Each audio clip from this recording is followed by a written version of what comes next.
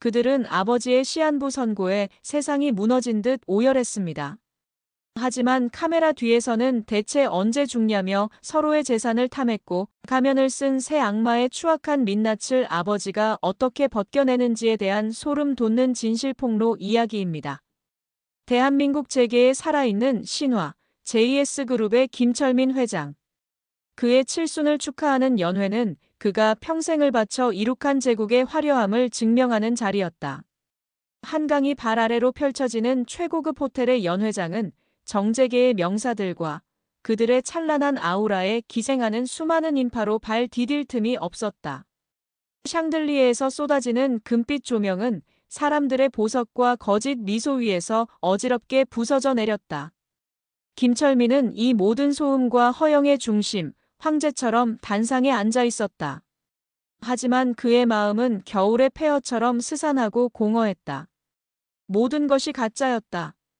축하를 건네는 자들의 눈에는 아첨과 계산이 번들거렸고 그의 건강을 염려하는 목소리 뒤에는 다음 사업에 대한 탐욕이 숨어 있었다. 맨손으로 시작해 피와 땀으로 이 제국을 건설하는 동안 그는 진심이라는 것이 얼마나 희귀하고 값비싼 것인지를 뼈저리게 깨달았다. 그리고 그 뼈아픈 진실은 자신의 피를 나눈 자식들이라고 해서 예외는 아니었다. 아버지, 오래오래 사셔야 합니다. 저희가 더 효도할 수 있게 꼭 만수무강하십시오. 첫째 아들, 김영수가 듬직한 목소리로 그의 손을 잡으며 말했다. JS그룹의 부회장이자 가장 유력한 후계자. 그는 언제나처럼 책임감 넘치고 믿음직스러운 아들의 가면을 쓰고 있었다. 하지만 김철민은 보았다. 자신의 손을 잡은 아들의 눈이 자신이 차고 있는 수십억 원짜리 시계에 얼마나 오랫동안 머물렀는지를. 아빠 사랑해요. 세상에서 제일 존경해요. 아빠 없는 세상은 상상도 할 수 없어요. 둘째 딸 김수진이 눈물을 글썽이며 그의 품에 안겼다. 국내 최고 로펌 대표의 아내이자 사교계의 여왕. 그녀는 세상에서 가장 사랑스러운 딸의 가면을 쓰고 있었다. 하지만 김철민은 느꼈다. 자신을 껴안은 딸의 손가락이 자신의 양복 안주머니에 꽂힌 몽블랑 만년필의 감촉을 무의식적으로 더듬고 있다는 것을. 아버지, 오늘 진짜 최고로 멋지십니다. 역시 우리 아버지. 막내 아들 김민준이 특유의 쾌활한 웃음을 지으며 그의 어깨를 주물렀다. 번듯한 직업 하나 없이 아버지의 후광으로 연예인처럼 살아가고 있는 철없는 막내. 그는 순진무구한 아들의 가면을 쓰고 있었다. 하지만 김철민은 맡을 수 있었다. 그의 값비싼 향수 냄새에 희미하게 섞여 있는 어젯밤 그가 뒹굴었을 도박장의 싸구려 담배 냄새와 절박함의 악취를. 자식들은 그의 건강과 행복을 빌었지만 그들의 영혼은 다른 곳을 향해 아우성치고 있었다. 상속. 그 달콤하고 저주스러운 단어. 그것이 바로 이 연극의 진짜 주제였다. 김철민은 자신의 관자놀이를 짓누르는 지독한 편두통을 느끼며 눈을 감았다. 언제부터였을까? 자식들의 효심이 마치 잘 짜인 각본처럼 느껴지기 시작한 것이. 연회가 끝나고 모두가 떠나간 텅 빈 집. 김철민은 거대한 서재에 홀로 앉아 벽난로에서 타오르는 불꽃을 멍하니 바라보았다. 수백억을 호가하는 그림들과 전 세계에서 수집한 희귀한 골동품들이 어둠 속에서 그를 유령처럼 내려다보고 있었다. 이 모든 것이 그가 평생을 바쳐 이룬 것들이었지만 지금은 그저 차갑고 공허한 쇳덩이에 불과했다. 그는 서랍 깊숙한 곳에서 낡은 앨범을 꺼냈다. 앨범 속에는 10년 전 먼저 세상을 떠난 아내, 이혜진의 젊은 시절 모습이 담겨 있었다. 사진 속의 아내는 가난했지만 행복한 미소를 짓고 있었다. 김철민은 아내의 웃는 얼굴을 손가락으로 쓸어보았다. 혜진아, 내가 틀린 걸까? 내가 저 아이들을 괴물로 만든 걸까? 아내가 살아있었다면 상황은 달라졌을까? 아니, 어쩌면 그녀는 이미 알고 있었을지도 모른다. 자식들의 마음속에서 자라나고 있는 탐욕의 씨앗을. 당신은 너무 많은 것을 가졌어요. 가진 것이 많은 사람은 진실을 보기 어렵지요. 특히 사랑하는 사람들의 진실은요. 아내가 마지막으로 남겼던 말이 유령처럼 그의 귓가에 맴돌았다. 진실. 그래, 진실을 알아야 했다. 이대로 눈을 감는다면 그는 평생 자신의 자식들이 어떤 민낯을 가졌는지 모른 채 그들의 거짓된 눈물 속에서 기만당하며 죽어갈 것이다. 그것은 죽음보다 더 끔찍한 모욕이었다. 김철민은 결심했다. 그의 눈빛이 벽난로의 불꽃처럼 이글거리기 시작했다. 그는 인생의 마지막이 될지도 모르는 가장 위험하고 잔인한 연극을 직접 기획하기로 마음먹었다. 배우는 자기 자신, 관객은 자신의 세 자식, 그리고 무대는 이 거대한 저택 전체가 될 것이다. 그는 자신의 모든 것을 걸고 자식들의 영혼 가장 깊숙한 곳에 숨겨진 진실을 끄집어낼 것이다. 그는 수화기를 들었다. 그리고 딱 한 사람, 이 세상에서 유일하게 믿을 수 있는 오랜 친구에게 전화를 걸었다. 여보게, 최 원장. 나 김철민 일세. 그래, 잘 지내지? 다름이 아니라 자네의 도움이 좀 필요하네. 아주 전문적인 도움이 말이야. 내가 곧 죽을 병에 걸린 것처럼 보여야겠네. 아주 시름시름 앓다가 정신까지 오락가락하는 그런 늙은이로 말일세. 전화기 너머 그의 오랜 친구이자 대한민국 최고의 명의인 최 원장의 당황한 침묵 속에서 거대한 비극의 씨앗이 조용히 싹트고 있었다. 최 원장의 병원, 가장 깊숙한 곳에 위치한 VIP 상담실. 김철민은 30년 지기 친구의 얼굴을 마주하고 앉아 있었다. 최 원장의 얼굴에는 여전히 당혹감과 우려가 가득했다. 철민이, 자네 정말 제정신인가? 이건 의사로서의 내 양심을 거는 문제일 뿐만 아니라 자네에게도 너무 위험한 도박이야. 자식들 마음에 대못을 박는 짓이라고. 양심? 김철민이 쓴웃음을 지었다. 내 자식들에게 양심이 남아있다고 생각하나? 만약 그렇다면 이 연극은 그저 해프닝으로 끝날 걸세. 하지만 만약 내 예상이 맞는다면 이건 대못이 아니라 골마 터지기 직전에 종기를 터뜨리는 외과 수술이 될 걸세. 내가 직접 집도하는 마지막 수술이지. 최 원장은 김철민의 눈빛을 보고 더 이상 그를 말릴 수 없다는 것을 깨달았다. 평생을 불도저처럼 살아온 친구였다. 한번 결심한 것은 하늘이 두 쪽 나도 해내고야 마는 남자. 그의 눈에는 단순한 호기심이 아닌 자신의 삶 전체를 건 비장한 결의가 서려 있었다. 알겠네. 자네 뜻이 정 그렇다면 나도 내 인생의 마지막 연기를 한번 해보지. 어떤 병을 원하나? 이왕이면 가장 극적이고 가장 절망적인 병이 좋겠지. 두 늙은 친구는 머리를 맞대고 세상에서 가장 끔찍한 시나리오를 짜기 시작했다. 병명은 췌장암 말기. 발견 즉시 시한부 선고가 내려지는 현대의학으로도 손쓸 수 없는 절망의 대명사였다. 남은 시간은 3개월. 그 시간 동안 서서히 그리고 확실하게 죽어가는 모습을 보여주어야 했다. 최 원장은 실제 췌장암 환자의 의료 기록과 영상을 바탕으로 김철민이 연기해야 할 증상들을 하나하나 짚어주었다. 급격한 체중 감소, 황달, 그리고 복부의 극심한 통증까지. 그리고 가장 중요한 것. 정신을 놓아야 하네. 김철민이 덧붙였다. 단순히 아프기만 해서는 놈들의 진짜 속내를 볼 수 없어. 내가 판단력을 완전히 상실했다고 믿게 만들어야 하네. 재산 상속이나 유언장 같은 건 생각할 겨를도 없이 그저 하루하루를 고통 속에 연명하는 폐인처럼 보여야 해. 그래야 놈들이 안심하고 본색을 드러낼 테지. 그렇게 가짜 치매라는 두 번째 무대가 추가되었다. 최 원장은 필요한 약물과 치매 환자의 행동 패턴에 대한 자료를 준비하기로 약속했다. 모든 계획이 완벽하게 짜였다. 이제 남은 것은 이 비극의 서막을 열 첫 번째 관객들을 무대 위로 불러들이는 것이었다. 그 주 주말, 김철민은 세 자식을 자신의 서재로 호출했다. 긴급 가족회의라는 비서의 연락에 자식들은 각기 다른 상상을 하며 달려왔다. 드디어 후계 구도를 공식적으로 발표하시려는 걸까? 혹은 막대한 재산을 미리 증여하시려는 걸까? 그들의 마음속에는 기대와 흥분이 가득했다. 하지만 그들을 맞이한 것은 평소에 위험 넘치던 아버지가 아니었다. 김철민은 창백한 얼굴로 소파에 깊숙이 몸을 묻고 있었고 그의 옆에는 침통한 표정의 최 원장이 서 있었다.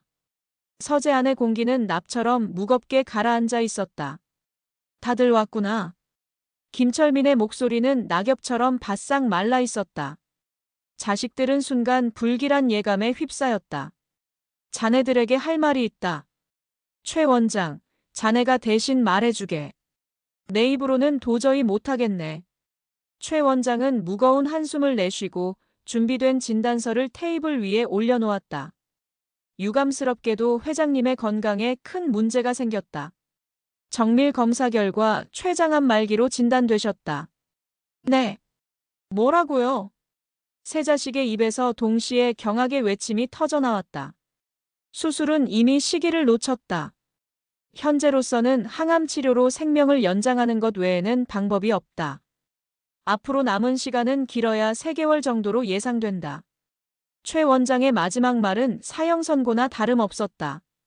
그 순간 서재는 완벽한 연극 무대로 변했다. 아, 아버지! 가장 먼저 무너진 것은 둘째 딸 수진이었다. 그녀는 비명을 지르며 김철민에게 달려가 그의 다리를 붙잡고 오열하기 시작했다. 아니에요. 거짓말이죠? 원장님, 다시 한번 검사해 주세요. 돈은 얼마든지 드릴게요. 세계 최고의 의사라도 불러와 주세요. 제발 우리 아빠 좀 살려주세요. 그녀의 울음은 너무나도 처절해서 보는 사람의 마음을 갈기갈기 찢어놓을 정도였다. 하지만 김철민은 보았다. 그녀의 눈물이 자신의 바지에 떨어지며 값비싼 원단을 적시는 것을 보고 아주 찰나의 순간 그녀의 미간이 찡그려지는 것을. 아버님. 첫째 영수는 충격으로 말을 잇지 못하는 듯 벽을 짚고 서 있었다. 그의 어깨는 비통함으로 떨리고 있었다. 어떻게 저희에게 이런 시련을 제가 어떻게든 방법을 찾아보겠습니다.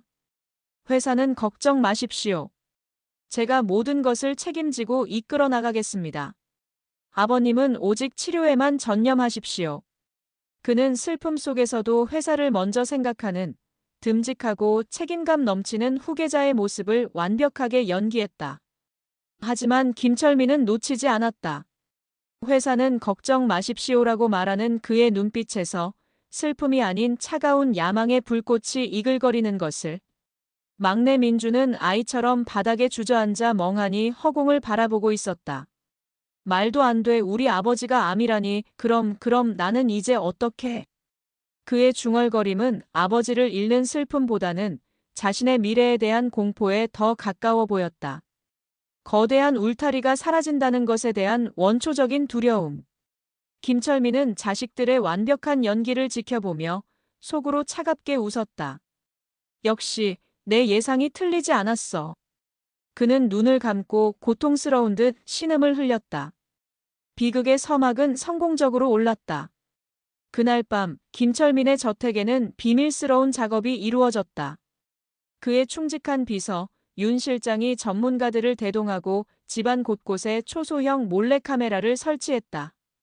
거실의 샹들리에 장식, 서재의 책갈피, 침실의 액자, 심지어 화장실의 환풍구까지. 이제 이 집은 거대한 세트장이 되었고 모든 공간은 진실을 기록할 전지적 시점에 눈을 갖게 되었다. 이제 모든 준비는 끝났다.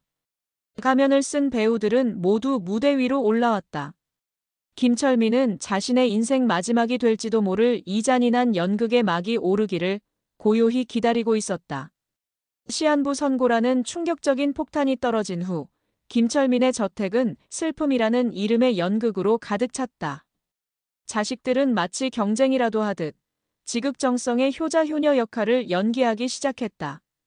그들의 위선은 너무나도 완벽해서 때로는 김철민 자신조차도 이것이 연기가 아닐지도 모른다고 착각할 정도였다. 첫째 영수는 회사의 모든 업무를 떠맡으며 아버지가 편히 쉴 수 있도록 배려하는 듬직한 아들의 모습을 보였다.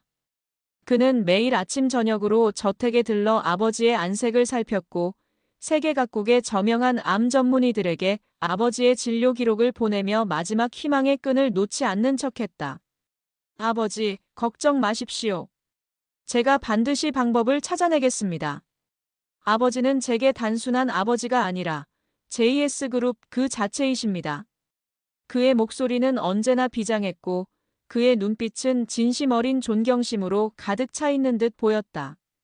둘째 수지는 사교계의 모든 모임을 취소하고 아버지의 곁을 지키는 헌신적인 딸이 되었다.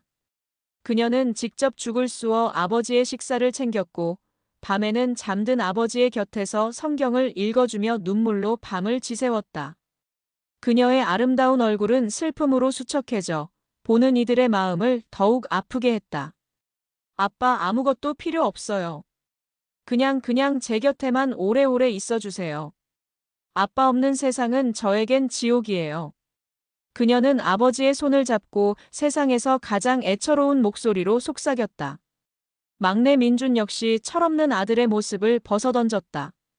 그는 밤늦게까지 술을 마시고 돌아오던 과거를 청산하고 매일 아버지의 곁에서 말동무가 되어주었다. 그는 아버지와 함께 낡은 앨범을 보며 과거를 추억했고 아버지를 웃게 하기 위해 우스꽝스러운 농담을 던지기도 했다. 하지만 이 모든 것은 거대한 무대 위에서 펼쳐지는 광대들의 연기일 뿐이었다. 그리고 그 연기는 김철민이 준비한 두 번째 비극, 가짜 치매가 시작되면서 서서히 그 본색을 드러내기 시작했다. 치매의 첫 증상은 저녁 식사 자리에서 아주 사소하게 시작되었다. 여보, 미안한데 물 좀 갖다 주겠소? 김철민이 수진을 향해 10년 전 죽은 아내를 부르듯 말했다. 식탁의 모든 움직임이 순간 멎었다. 아빠, 저 수진이에요. 엄마가 아니라. 수진의 목소리가 가늘게 떨렸다. 김철민은 마치 처음 보는 사람을 대하듯 낯선 눈으로 수진을 한참 동안 쳐다보았다. 수진? 아 그래, 우리 딸 수진이구나. 내가 잠시 깜빡했나 보구나. 허허. 그는 어색하게 웃으며 다시 수저를 들었지만 이번에는 숟가락 대신 포크로 국을 뜨려고 했다. 철과 스테인리스 그릇이 부딪히는 불쾌한 소리가 식탁에 울려 퍼졌다. 자식들의 얼굴이 새하얗게 질렸다. 암이라는 육체적 고통에 이어 정신마저 무너져 내리고 있다는 명백한 신호였다.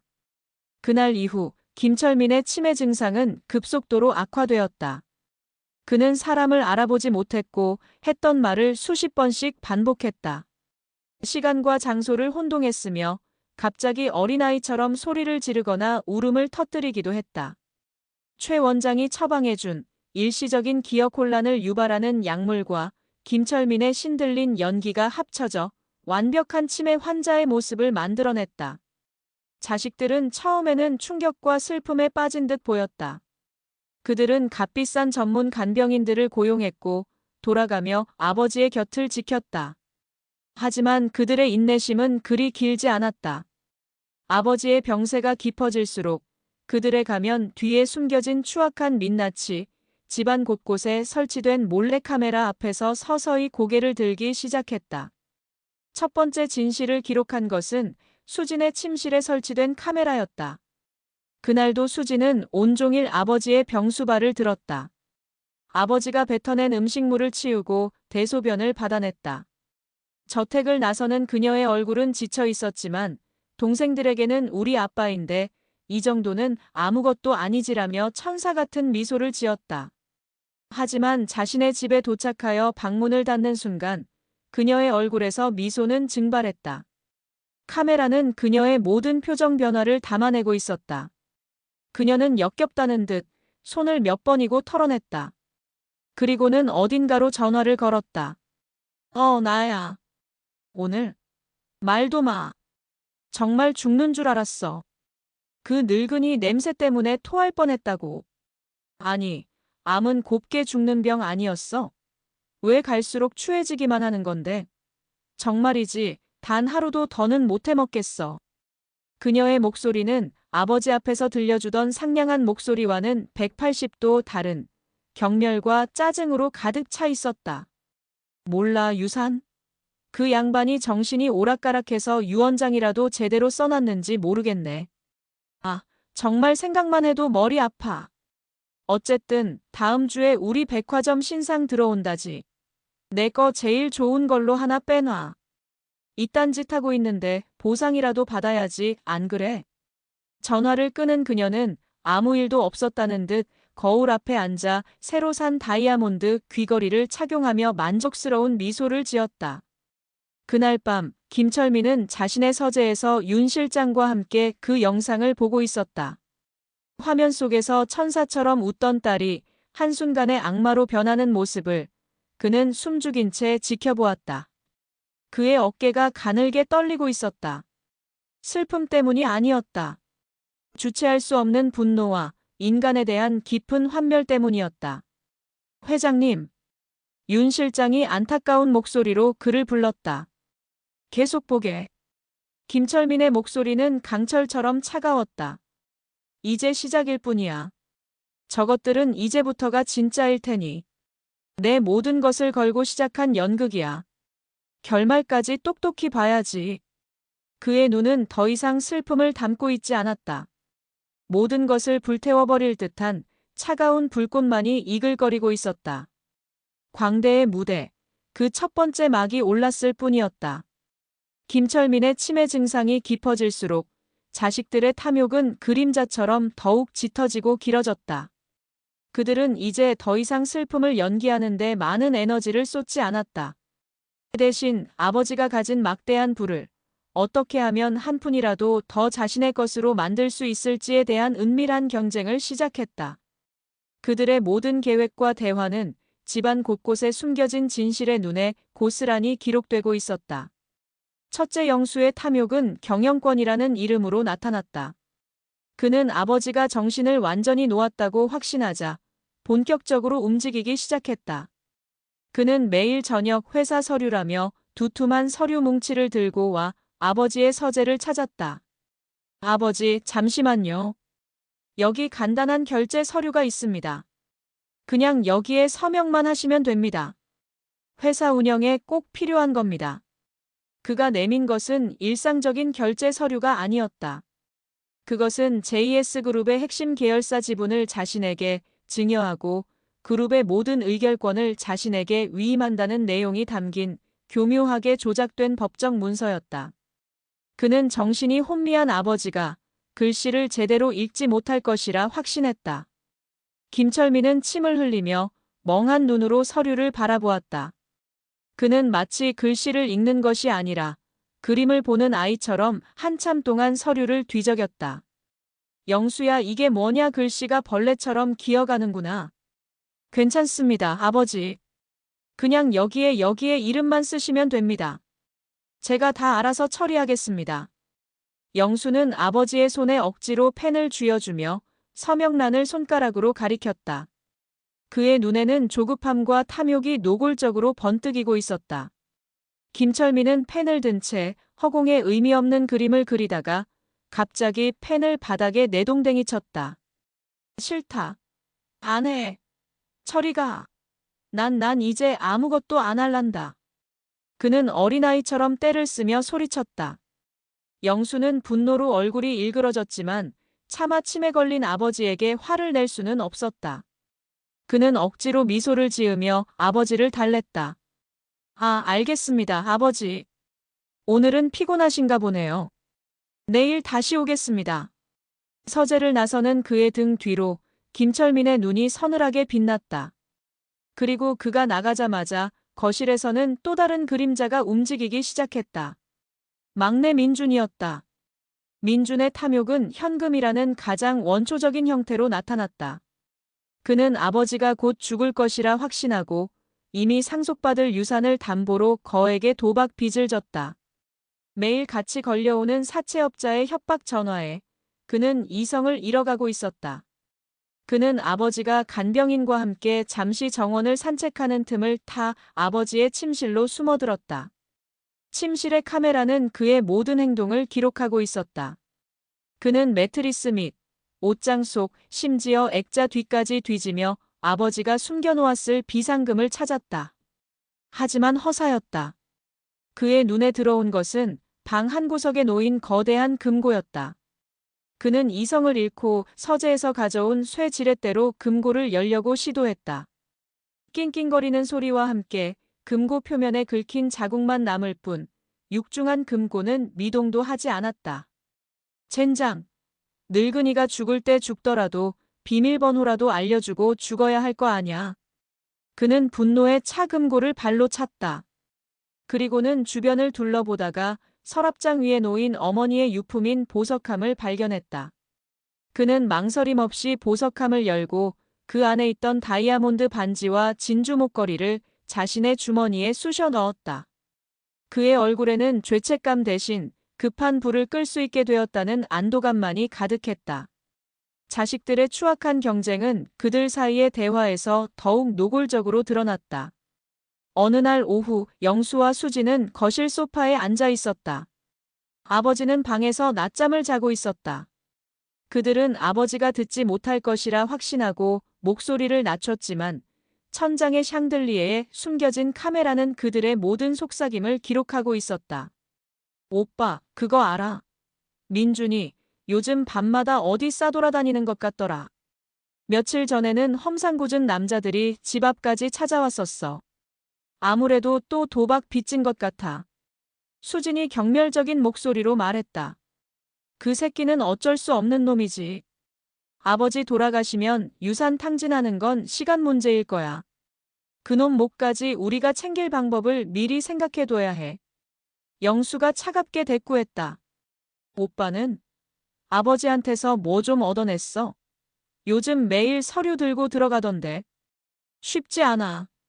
생각보다 고집이 있으셔서 정신이 오락가락하면서도 자기 이름 쓰는 건 귀신같이 알아채. 이러다 유언장 하나 제대로 못 받고 돌아가시는 거 아닌지 몰라. 그건 절대 안 되지. 어떻게든 아버지 정신이 더 흐려지기 전에 우리한테 유리한 유언장을 받아내야 해. 최 원장님한테 약이라도 더 센 걸 써달라고 부탁해볼까? 그들은 더 이상 아버지를 살릴 방법을 의논하지 않았다. 그들의 대화 주제는 오직 정신 나간 아버지를 어떻게 구슬려 유산을 상속받을 것인가에 대한 것뿐이었다. 그들은 서로를 견제하고 의심하고 동맹을 맺었다가 배신하는 한편의 추악한 암투극을 벌이고 있었다. 김철민은 밤마다 그날 녹화된 진실의 영상들을 보았다. 그는 이제 더 이상 분노하지 않았다. 그저 깊은 슬픔과 환멸에 빠져 텅 빈 눈으로 화면을 응시할 뿐이었다. 화면 속에서 자신이 평생을 바쳐 사랑했던 자식들은 아버지의 시체 위에서 춤을 출 준비를 하는 하이에나의 모습과 다를 바 없었다. 그림자 속의 속삭임은 그의 영혼을 갉아먹는 칼날이 되어 돌아오고 있었다. 시간이 흐를수록 자식들의 가면에는 점점 더 선명한 균열이 생겨났다. 아버지의 죽음이 임박했다는 조급함과 정신을 잃어가는 아버지를 더 이상 두려워할 필요가 없다는 오만함이 뒤섞여 그들의 행동은 날이 갈수록 대담하고 뻔뻔해졌다. 그들은 이제 자신들의 탐욕을 숨기려는 최소한의 노력조차 하지 않았다. 가장 먼저 가면을 완전히 벗어던진 것은 둘째 딸 수진이었다. 그녀의 탐욕은 이제 값비싼 보석과 명품에 대한 집착으로 폭주하기 시작했다. 그녀는 더 이상 아버지의 눈치를 보지 않고 대놓고 어머니의 유품을 자신의 것으로 만들기 시작했다. 어느 날 오후 그녀는 치매 걸린 아버지를 휠체어에 태우고 어머니의 유품이 보관된 드레스룸으로 향했다. 아빠, 이것 봐. 엄마가 제일 좋아하던 옷이잖아. 아빠가 선물해 준 거지. 이제 아빠 곁에 엄마도 없는데 이 옷들도 다 주인을 잃었네. 내가 잘 보관해 줄게. 응.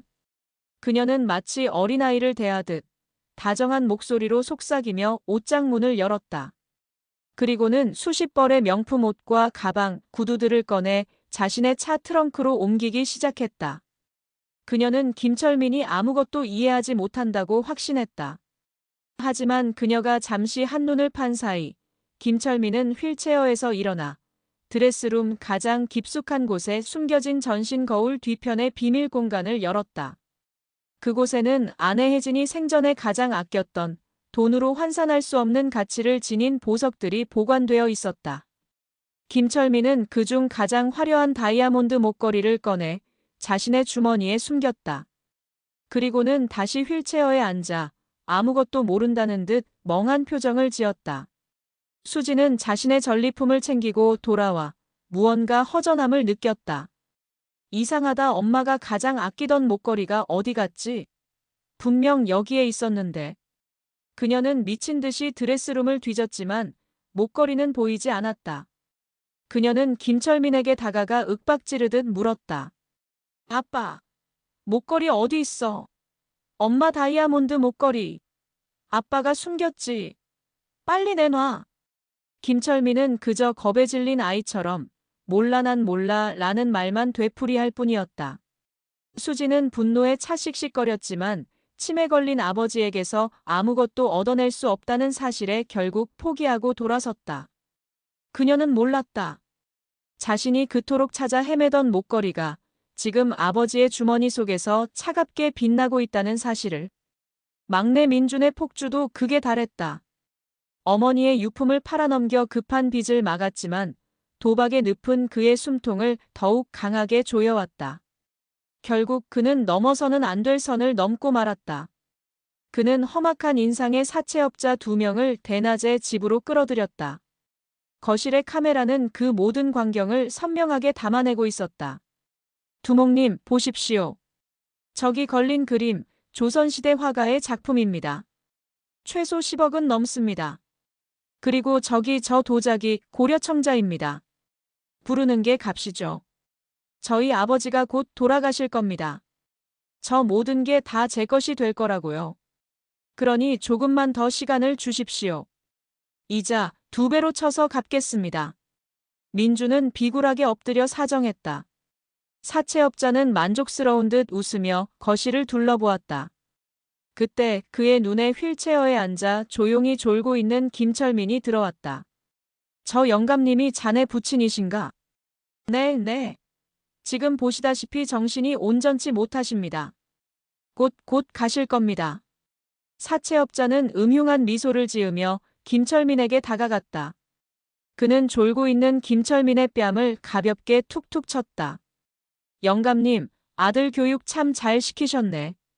아비 유산으로 도박하는 놈이라. 영감님 돌아가시면 이 집안의 모든 게 우리 차지가 될 것 같으니 너무 걱정 말고 편히 가슈. 허허. 그들의 모욕적인 웃음소리가 거실에 울려 퍼졌다. 김철민은 모든 것을 듣고 있었다. 그의 감은 눈꺼풀 아래, 눈동자가 분노로 이글거리고 있었다. 그는 자신의 뺨을 스쳐 지나간 사채업자의 더러운 손의 감촉을, 그리고 아들의 비굴한 목소리를 뼛속 깊이 새겨 넣었다. 첫째 영수의 배신은 가장 차갑고 계획적이었다. 그는 수차례의 시도 끝에 아버지가 서류에 서명하는 것을 포기했다. 대신 그는 더 확실한 방법을 택했다. 그는 변호사와 공증인을 대동하고 집으로 찾아왔다. 성년후견인 제도를 이용하려는 속셈이었다. 의사에게서 치매 진단을 받은 아버지를 법적으로 판단 능력이 없는 사람으로 만들어 자신이 모든 재산권을 행사하는 후견인이 되겠다는 계획이었다. 아버지, 잠시만요. 이분들은 아버지의 남은 생을 편안하게 돌봐드리기 위해 오신 분들입니다. 그냥 여기에 지장만 한번 찍으시면 됩니다. 아버지를 위한 일입니다. 영수는 인주를 묻힌 아버지의 엄지손가락을 잡고 서류 위로 가져갔다. 그의 눈빛은 차갑고 무자비했다. 김철민은 마지막까지 저항했다. 그는 일부러 손을 떨며 인주를 서류 곳곳에 묻혔다. 싫어. 안 해. 내 돈이야. 다 내 거야. 그의 발악에 영수는 결국 이성을 잃었다. 아버지, 제발. 그냥 도장 한 번 찍는 게 뭐가 그렇게 어렵습니까? 어차피 곧 돌아가실 분이 그깟 재산에 대한 미련은 왜 이렇게 많으세요? 그냥 편하게 가시란 말입니다. 그의 입에서 마침내 본심이 터져나왔다. 그 순간 김철민은 연기를 멈추고 아주 잠깐 맑고 서늘한 눈으로 아들의 눈을 똑바로 쳐다보았다. 영수는 자신도 모르게 움찔하며 손을 놓았다. 방금 그 눈빛은 치매 환자의 것이 아니었다. 모든 것을 꿰뚫어보는 듯한 날카롭고 위험 있는 아버지의 눈빛이었다. 하지만 그 순간은 찰나에 불과했다. 김철민은 다시 흐리멍덩한 눈으로 돌아와 집에 가고 싶다는 말만 되풀이했다. 영수는 자신이 헛것을 보았다고 생각하며 아쉽게 발길을 돌렸다. 그날 밤 김철민은 윤 실장과 함께 지난 몇 달간 모아온 영상들을 마지막으로 편집했다. 한 편의 잔혹한 다큐멘터리 영화가 완성되었다. 자식들의 가면이 완전히 부서지고 그 안에 숨겨져 있던 탐욕과 위선, 배신이 적나라하게 드러나는 지옥의 기록이었다. 김철민은 완성된 영상을 보며 텅 빈 눈으로 말했다. 됐네. 이제 마지막 상영회를 열 시간이군. 그의 목소리에는 더 이상 슬픔이나 분노가 담겨 있지 않았다. 모든 감정이 사라진 잿더미 속에서 차갑고 단단한 심판의 의지만이 남아있을 뿐이었다. 윤 실장. 내일 아침 아이들에게 연락하게. 유언장을 발표하겠다고. 모든 증거가 모였다. 김철민의 서재에 있는 비밀 모니터실, 그 수십 개의 화면 속에는 자식들이라는 이름의 짐승들이 벌이는 추악한 약탈의 기록이 차곡차곡 쌓여 있었다. 김철민은 더 이상 그 영상을 보며 분노하거나 슬퍼하지 않았다. 그의 감정은 이미 오래전에 잿더미가 되어버렸다. 남은 것은 오직 하나, 이 잔인한 연극의 마지막 막을 올리고 배우들에게 합당한 대가를 치르게 할 차가운 의무감뿐이었다. 그는 휠체어에 앉아 창밖으로 보이는 정원을 무표정하게 바라보았다. 한때는 아내와 함께, 그리고 아이들과 함께 웃으며 거닐었던 추억의 공간. 하지만 이제 그곳은 그에게 아무런 감흥도 주지 못했다. 추억은 기만이었고 사랑은 환상이었다. 윤 실장. 그의 부름에 그림자처럼 서 있던 윤 실장이 한 걸음 다가왔다. 윤 실장은 지난 몇 달간 김철민의 가장 가까운 곳에서 그의 고통과 분노를 모두 지켜본 유일한 목격자였다. 그의 얼굴에는 안타까움과 비장함이 함께 서려 있었다. 네, 회장님. 때가 된 것 같네. 아이들에게 연락하게. 김철민의 목소리는 마른 나뭇가지가 부러지는 소리처럼 건조했다. 마지막 선물을 나누어 줄 시간이 왔다고. 내일 오전 10시 모두 서재로 모이라고 전하게. 단 한 사람도 빠짐없이. 마지막 선물. 그 단어에 담긴 서늘한 의미를 윤 실장은 즉시 알아차렸다. 그는 아무것도 묻지 않고 그저 깊이 고개를 숙였다. 알겠습니다, 회장님. 마지막 초대장은 그렇게 세 자식에게 각각 다른 방식으로 전달되었다. 첫 번째 초대장을 받은 것은 장남 김영수였다. 그는 JS그룹의 부회장실, 거대한 통유리창 너머로 도시를 내려다보며 만족스러운 미소를 짓고 있었다. 이 모든 것이 곧 자신의 것이 될 터였다. 비서에게서 윤 실장의 전화 내용을 전달받은 순간 그의 심장이 탐욕으로 세차게 고동쳤다. 마지막 선물 유언장 발표인가. 그의 입가에 걸린 미소가 더욱 짙어졌다. 그는 태연한 척했지만 책상 아래로 보이지 않는 그의 손은 미세하게 떨리고 있었다. 그는 즉시 자신의 변호사에게 전화를 걸었다. 나일세. 내일일 것 같네. 상속세 관련해서 준비해둔 서류. 다시 한번 최종 검토해. 단 1원도 불필요한 세금으로 낼 수 없으니. 그리고 동생들 몫으로 돌아갈 자산에 대해 내가 합법적으로 우선권을 주장할 수 있는 방법도 다시 한번 확인해주게. 아버지가 정신이 온전치 못할 때 작성된 유언장이라면 얼마든지 흔들 수 있을 테니. 그는 이미 죽어가는 아버지를 넘어 형제들의 목까지 집어삼킬 계획을 세우고 있었다. 그에게 아버지의 죽음은 슬픔이 아니라 마침내 제국의 왕좌에 오르게 될 대관식일 뿐이었다. 두 번째 초대장은 둘째 딸 김수진에게 전달되었다. 그녀는 청담동의 최고급 스파, 프라이빗 룸에서 아로마 마사지를 받고 있었다. 비서에게서 온 문자를 확인한 그녀는 비명을 지를 뻔한 것을 가까스로 참았다. 심장이 미친 듯이 뛰었다. 드디어 드디어 그날이 오는구나. 그녀는 마사지사를 내보내고 떨리는 손으로 남편에게 전화를 걸었다. 그녀의 목소리는 흥분과 탐욕으로 상기되어 있었다. 여보, 아빠가 내일 유언장 발표하신대. 마지막 선물이라고 했어. 틀림없어. 나한테 그 청담동 빌딩 주시려는 거야. 당신, 내일 당장 법무사한테 연락해서 명예 이전 서류 준비시켜놔. 하루라도 빨리 우리 이름으로 돌려놔야 마음이 편하지. 아, 그리고 오빠랑 민준이가 얼마나 받아갈지 모르겠네. 걔들이 나보다 더 많이 받으면 절대 안 되는데. 그녀는 아직 받지도 않은 유산을 어떻게 나눌지, 누구를 경계해야 할지에 대한 계산으로 머릿속이 복잡했다. 그녀에게 아버지는 이미 이 세상 사람이 아니었다. 그저 자신의 화려한 삶을 더욱 빛내줄 거대한 황금 동아줄일 뿐이었다. 마지막 초대장은 막내 김민준에게 가장 극적인 순간에 도착했다. 그는 어두운 지하 주차장, 자신의 외제차 앞에서 험악한 인상의 사채업자들에게 둘러싸여 있었다. 김민준 씨, 오늘까지가 마지막이라고 분명히 말씀드렸을 텐데요. 이제 어떡할 겁니까? 이 똥차 팔아봤자 이자도 안 될 거고 당신 콩팥이라도 팔아야겠습니까? 사채업자의 비아냥에 민주는 사색이 된 채 빌었다. 한 번만, 딱 한 번만 더 기회를 주십시오. 저희 아버지가 정말 곧 돌아가십니다. 유산만 받으면 이 돈 몇 배로 갚아드리겠습니다. 바로 그때 그의 주머니에서 휴대폰이 울렸다. 윤 실장의 문자였다.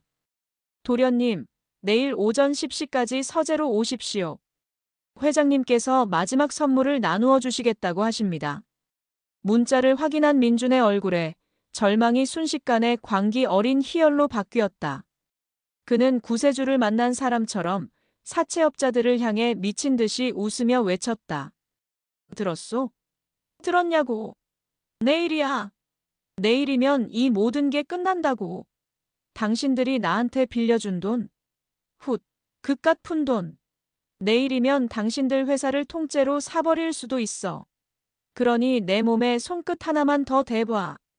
내일 당신들을 이 바닥에서 영원히 사라지게 만들어줄 테니. 그의 허세에 사채업자들이 어이없다는 듯 쳐다보았지만 그의 눈에 서린 광기만은 진짜였다. 그에게 아버지의 죽음은 이 지긋지긋한 빚더미에서 자신을 구원해줄 유일한 동아줄이었다. 그렇게 세 자식은 각기 다른 욕망을 품은 채 아버지의 마지막 부름을 기다렸다. 다음 날 아침 저택에는 무거운 침묵이 흘렀다. 김철민은 윤 실장의 도움을 받아 가장 낡고 초라한 환자복으로 갈아입었다. 그의 얼굴은 밤사이 더욱 수척해진 듯 보였다. 서재는 그의 마지막 무대로 완벽하게 준비되었다. 두꺼운 커튼이 내려져 대낮인데도 실내는 어두웠고 한쪽 벽면에는 거대한 스크린이 검은 침묵 속에서 때를 기다리고 있었다. 오전 10시가 가까워지자 약속이라도 한 듯 최고급 세단 세대가 저택에로 미끄러져 들어왔다. 차에서 내린 세 자식은 모두 값비싼 검은색 옷을 입고 있었다. 장례식에 참석하는 상주처럼. 그들의 얼굴에는 슬픔과 비통함이 정교하게 조각되어 있었지만 그들의 눈만큼은 감출 수 없는 탐욕의 불꽃으로 번들거리고 있었다. 마지막 초대장을 받은 배우들이 모두 무대 위로 올라온 것이다. 그들은 아직 몰랐다. 오늘 이 무대에서 자신들이 받게 될 마지막 선물이 황금이 아니라 지옥행편도 티켓이라는 사실을. 육중한 서재의 문이 열리고 세 자식이 안으로 들어섰다. 방 안의 공기는 무덤 속처럼 차갑고 무거웠다. 희미한 조명 아래 김철민은 휠체어에 깊숙이 몸을 묻은 채 앉아 있었다. 그의 코에는 산소호흡줄이 연결되어 있었고 앙상한 손등에는 링거 바늘이 꽂혀 있었다. 그는 눈을 감은 채 간헐적으로 가쁜 숨을 몰아쉬고 있었다. 누가 보아도 이제 정말 마지막이 얼마 남지 않은 노인의 모습이었다. 자식들은 약속이라도 한 듯 일제히 비통한 표정으로 휠체어 주변에 무릎을 꿇었다. 그들의 마지막 연기가 시작된 것이다. 아버지, 저희 왔어요. 딸 수진이 가장 먼저 울먹이며 김철민의 손을 잡았다. 그녀의 눈에서는 금방이라도 눈물이 주르륵 흘러내릴 듯 투명한 슬픔이 가득 고여 있었다. 아빠, 힘내세요. 저희가 있잖아요. 아빠, 이렇게 보내드릴 수 없어요. 그녀는 아버지의 손등에 얼굴을 묻고 어깨를 들썩이며 흐느꼈다. 하지만 그녀의 머릿속은 온통 다른 생각으로 가득 차 있었다. 유원장은 어디 있지? 변호사는 왜 안 보이는 거야? 설마 구두로만 남기시려는 건 아니겠지? 안 돼. 반드시 법적 효력이 있는 문서로 받아내야 해. 아버님. 첫째 영수가 무거운 목소리로 입을 열었다. 몸도 편치 않으신데 저희 때문에 무리하지 마십시오. 아버님의 뜻, 저희가 모두 받들겠습니다. 평생 저희를 위해 헌신하신 아버님의 마지막 가시는 길, 저희가 편안하게 모시겠습니다. 그의 목소리에는 슬픔과 결의가 뒤섞여 듣는 이의 마음을 숙연하게 만들었다. 그는 아버지를 보내는 상주의 역할을 완벽하게 소화해내고 있었다. 하지만 그의 시선은 아버지가 아닌 서재 한쪽에 놓인 거대한 금고에 고정되어 있었다. 저 안에 모든 게 들어있을 것이다. 유원장, 인감, 그리고 회사의 기밀 서류까지. 오늘 저것은 내 것이 된다. 막내 민주는 아무 말 없이 그저 눈물만 뚝뚝 흘리고 있었다. 그의 슬픔은 세 사람 중 가장 순수해 보였다. 아빠 죄송해요. 제가 그동안 너무 못되게 굴었죠. 철없이 굴어서 죄송해요. 사랑해요, 아빠. 그의 진심 어린 사과처럼 보이는 말에 김철민의 감은 눈꺼풀이 미세하게 파르르 떨렸다. 하지만 민준의 머릿속 역시 아버지에 대한 사랑이 아닌 자신의 미래에 대한 계산으로 복잡했다. 현금. 중요한 건 현금이야. 형이랑 누나는 회사랑 부동산으로 받겠지. 나는 무조건 현금으로 받아내야 해. 그래야 빚도 갚고 다시 한탕할 수 있어. 제발 나한테 현금을 많이 남겨주셨어야 할 텐데. 세 자식은 각기 다른 탐욕을 품은 채 아버지의 마지막 입이 열리기만을 기다리고 있었다. 그들은 자신들의 연기가 완벽하다고 믿었다. 죽어가는 아버지는 자신들의 효심에 감동하여 기꺼이 모든 것을 내어줄 것이라고.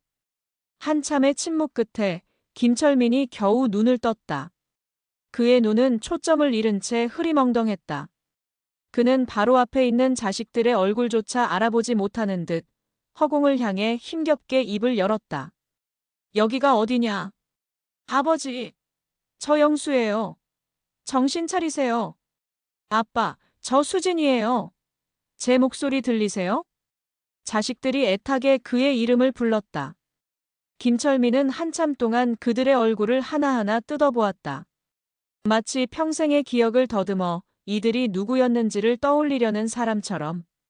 그리고 그는 아주 희미하고 갈라지는 목소리로 그의 인생 마지막 질문이 될지도 모를 한마디를 던졌다. 너희는 진심으로 나를 사랑했느냐? 그 질문에 자식들은 기다렸다는 듯 준비된 대답을 쏟아냈다. 그들의 연기는 절정에 달했다. 그럼요, 아버지. 당연히 사랑하죠. 제 목숨보다 더요. 영수. 아빠, 그런 슬픈 말씀 마세요. 제 세상의 전부는 아빠였어요. 수진. 아빠. 의심하지 마세요. 다시 태어나도 저는 아빠 아들로 태어날 거예요. 민준. 그들의 눈물과 절규가 서재 안을 가득 채웠다. 한편의 감동적인 가족 드라마의 마지막 장면과도 같았다. 만약 이 자리에 다른 누군가가 있었다면 이 지극한 효심에 감동하여 함께 눈물을 흘렸을 것이다. 그들의 열연을 김철민은 아무 말 없이 지켜보고 있었다. 한참 동안 서재 안에는 자식들의 흐느낌만이 가득했다. 모든 연기가 끝나고 그들이 이제 아버지가 마지막 유언을 남겨주기를 기대하며 숨을 죽이는 순간 김철민의 얼굴에 기묘한 변화가 찾아왔다. 초점 없던 그의 눈동자에 서서히 총기가 돌아오기 시작했다. 흐리멍덩했던 시선이 안개가 거치듯 맑고 예리하게 변해갔다. 그의 입가에 걸려있던 힘없는 표정이 사라지고 그 자리에 모든 것을 꿰뚫어보는 듯한 서늘하고 냉정한 미소가 아주 희미하게 피어올랐다. 그는 천천히 자신의 코에 연결된 산소호흡줄을 잡아뗐다. 그리고 휠체어의 팔걸이를 잡고 자신의 두 다리로 아주 꼿꼿하고 위엄있게 자리에서 일어섰다. 자식들은 눈앞의 광경을 믿을 수 없다는 듯 오열을 멈추고 얼어붙었다. 아, 아버지. 김철민은 더 이상 늙고 병든 환자가 아니었다. 그는 평생을 재계의 정점에서 군림해 온 제국의 황제였다. 그는 자신의 자식들을 벌레를 내려다보듯 차가운 눈으로 훑어보았다. 그리고는 나지막이 하지만 서재 전체를 울리는 목소리로 말했다. 그래. 배우들은 모두 무대에 올랐고 마지막 연기도 아주 훌륭했어. 그는 주머니에서 작은 리모컨을 꺼내들었다. 그리고 벽에 걸린 거대한 스크린을 향해 버튼을 눌렀다. 그렇다면 이제 상영회를 시작하지. 김철민의 말이 서재 안의 공기를 얼어붙게 만들었다. 자식들은 눈앞에서 벌어진 일을 이해하지 못한 채 멀쩡하게 두 발로 서 있는 아버지를 멍하니 쳐다볼 뿐이었다. 휠체어와 산소호흡기, 링거. 그 모든 것이 정교하게 짜인 무대 장치였다는 사실을 그들의 혼란스러운 뇌는 아직 받아들이지 못하고 있었다. 아, 아버지, 이게 대체 무슨... 장남 영수가 더듬거리며 묻는 순간 그의 등 뒤 거대한 벽면을 차지하고 있던 스크린이 소리 없이 켜졌다. 어두운 화면 위로 하얀 글씨가 떠올랐다. 마지막 상영회. 마이너스 주연 김영수, 김수진, 김민준. 마이너스 감독 김철민. 그리고 곧이어 첫 번째 막이 올랐다. 제1막 세상에서 가장 헌신적인 딸. 화면에 나타난 것은 둘째 딸 수진의 얼굴이었다. 며칠 전 아버지의 병수발을 들고 자신의 집으로 돌아가 침실에서 누군가와 통화하는 모습이었다. 영상 속의 그녀는 지금 서재에 서 있는 그녀와는 전혀 다른 얼굴을 하고 있었다. 나야. 오늘? 말도 마. 정말 죽는 줄 알았어.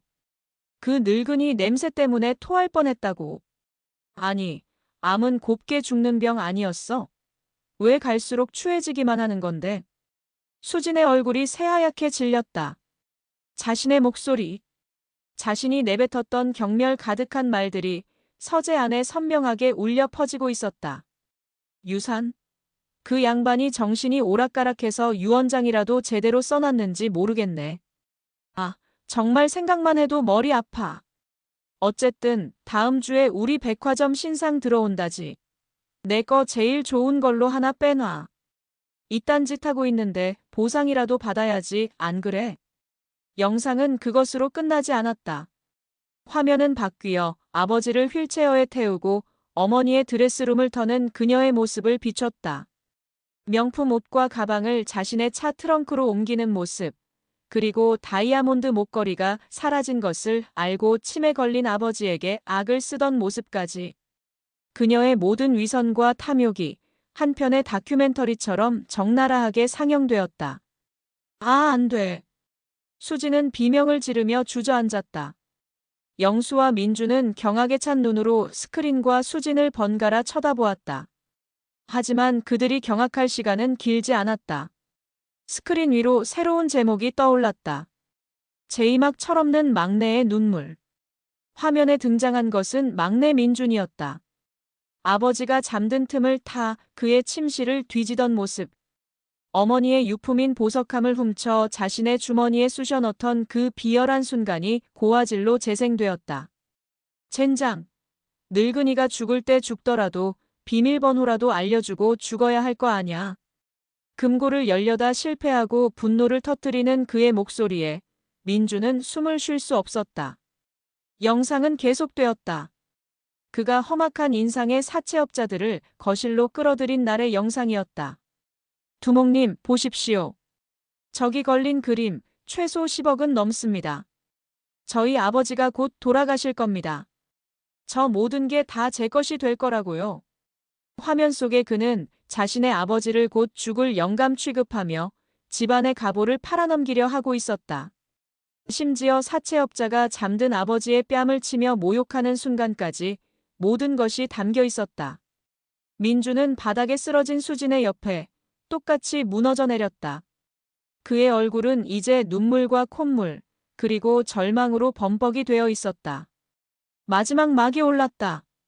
이제 남은 것은 가장 믿음직스럽고 완벽했던 장남, 김영수였다. 제3막 제국을 꿈꾸는 황태자. 영수는 자신도 모르게 뒷걸음질 쳤다. 화면 속에는 그가 아버지의 서재에서 치매 걸린 아버지를 속여 지분 증여 서류에 서명을 받아내려던 모습이 나오고 있었다.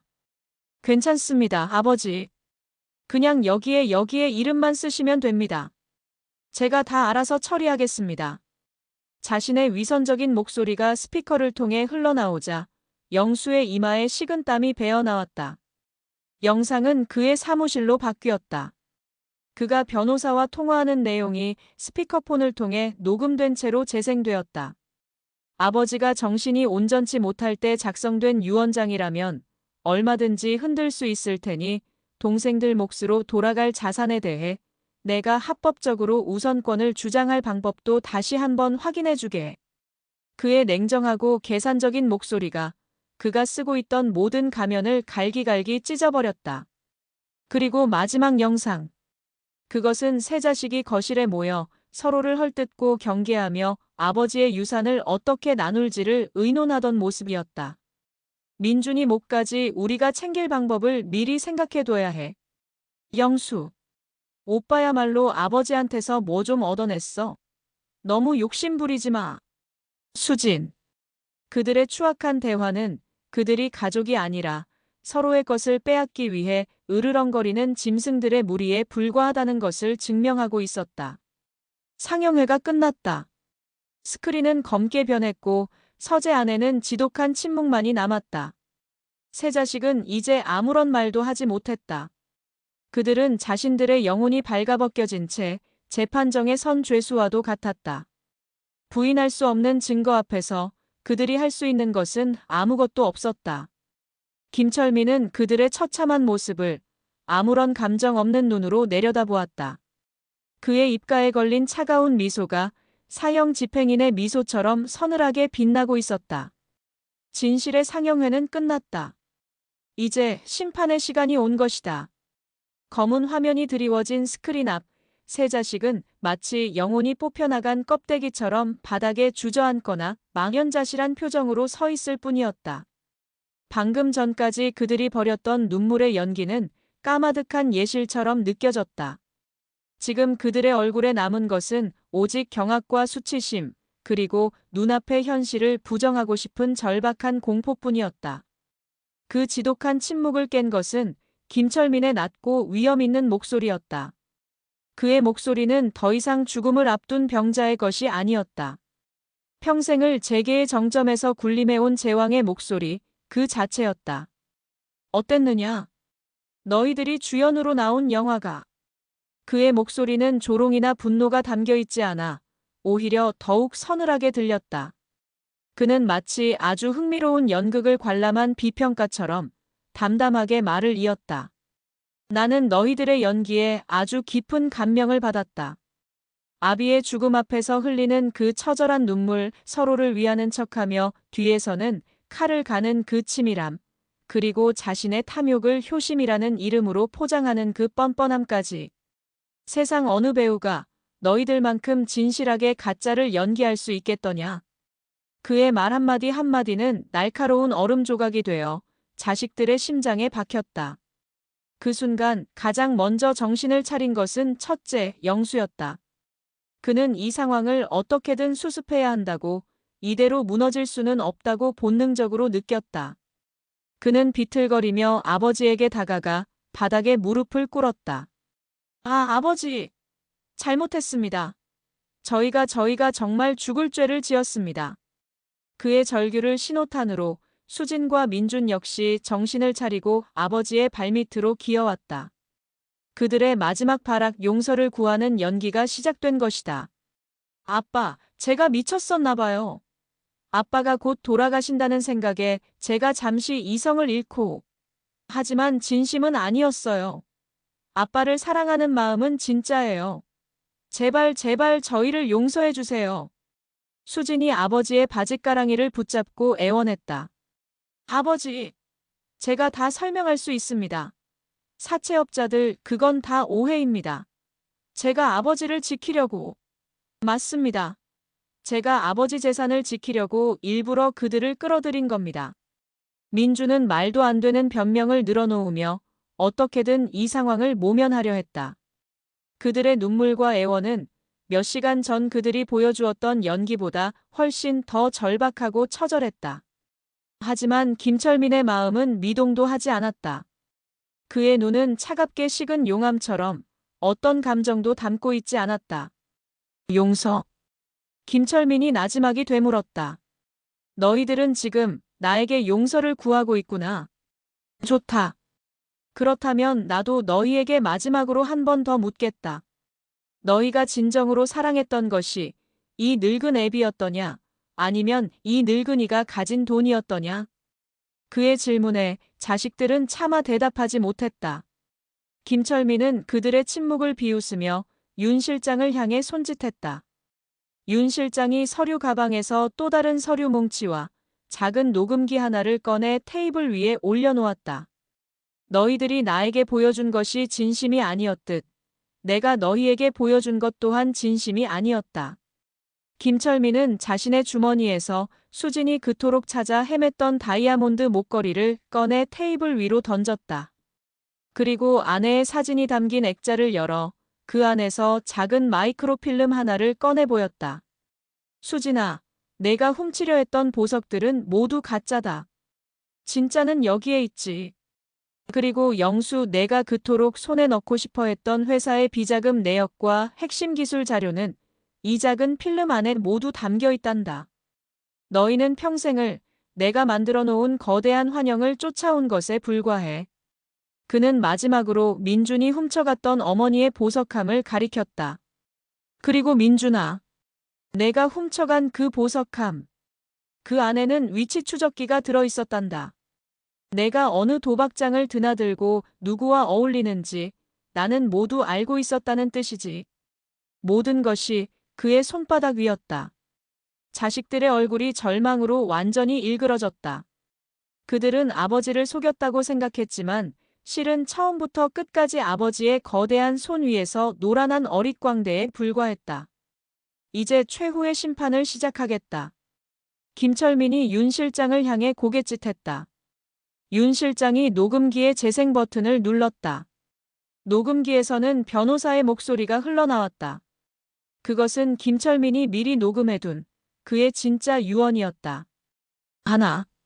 나 김철민은 내 자식 김영수, 김수진, 김민준에게 나의 유산을 단 1원도 상속하지 않을 것을 선언한다. 첫 번째 선고가 내려지자 자식들의 입에서 신음이 터져나왔다. 하나. 위 세 사람은 이 시간부로 JS그룹의 모든 직위에서 해임하며 회사 소유의 모든 자산법인 카드, 차량 등을 즉시 반납 조치한다. 또한 그들이 거주하고 있는 주택 역시 회사 명의이므로 일주일 내로 즉시 퇴거하도록 한다. 이제 그들은 빈털털이었다. 하나. 내 명의의 모든 부동산과 현금 자산은 사회에 환원하여 김혜진 재단을 설립한다. 재단은 아내의 뜻에 따라 불우한 환경의 청소년들을 돕는 데 사용될 것이다. 재단의 운영은 나의 오랜 동반자인 윤상현 실장과 최진혁 원장에게 맡긴다. 마지막이었다. 김철민은 유언 낭독이 끝나자 자신의 손으로 직접 세 자식과의 인연을 끊어냈다. 너희들은 내게 아들과 딸이었지만 나는 너희에게 그저 현금 인출기였을 뿐이다. 너희는 평생 돈의 노예로 살아왔으니 앞으로도 돈 때문에 고통받으며 살아가거라. 그것이 내가 너희에게 내리는 마지막 벌이자 유일한 유산이다. 그는 차갑게 돌아섰다. 이제 내 집에서 나가거라. 그의 마지막 말은 세상 그 어떤 칼날보다도 날카롭게 세 자식의 심장을 관통했다. 최후의 심판은 그렇게 끝이 났다. 서재의 육중한 문이 닫히고 세 자식은 세상에 버려진 고아처럼 텅 빈 공간에 남겨졌다. 그들의 울음소리와 애원은 더 이상 아버지에게 닿지 않았다. 잠시 후 건장한 체격의 경호원들이 들어와 실성한 사람처럼 발악하는 그들을 기계적으로 끌어냈다. 그들이 평생을 자신의 왕국이라 믿었던 거대한 저택에서 그들은 가장 비참하고 초라한 모습으로 쫓겨났다. 아버지, 이럴 순 없어요. 아버지, 내가 누구 아들인데 감히 나한테 이래. 그들의 마지막 절규는 굳게 닫힌 현관문 너머로 희미하게 사라져갔다. 김철민은 서재 창가에 서서 그들이 쫓겨나는 모습을 말없이 내려다보았다. 수십 년의 세월, 그들과 함께했던 모든 희노애락이 주마등처럼 스쳐 지나갔다. 아이들의 첫걸음마 재롱을 부리던 모습, 그리고 자신을 보며 해맑게 웃던 얼굴까지. 하지만 그 모든 추억은 이제 끔찍한 배신감과 환멸로 더럽혀져 재가 되어 흩어질 뿐이었다.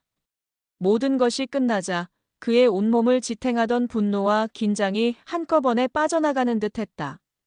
그는 비틀거리며 소파에 주저앉았다. 거대한 피로감이 해일처럼 몰려왔다. 그는 이겼다. 하지만 이 잔인한 전쟁의 끝에 남은 것은 승리의 환희가 아닌 뼈를 애는 듯한 고독과 허무함이었다. 회장님, 윤 실장이 조용히 다가와 따뜻한 차 한 잔을 내밀었다. 그는 지난 몇 달간 김철민의 가장 가까운 곳에서 그의 모든 고통을 지켜본 유일한 동반자였다. 자네도 봤지. 저것들이 내 자식들이라네.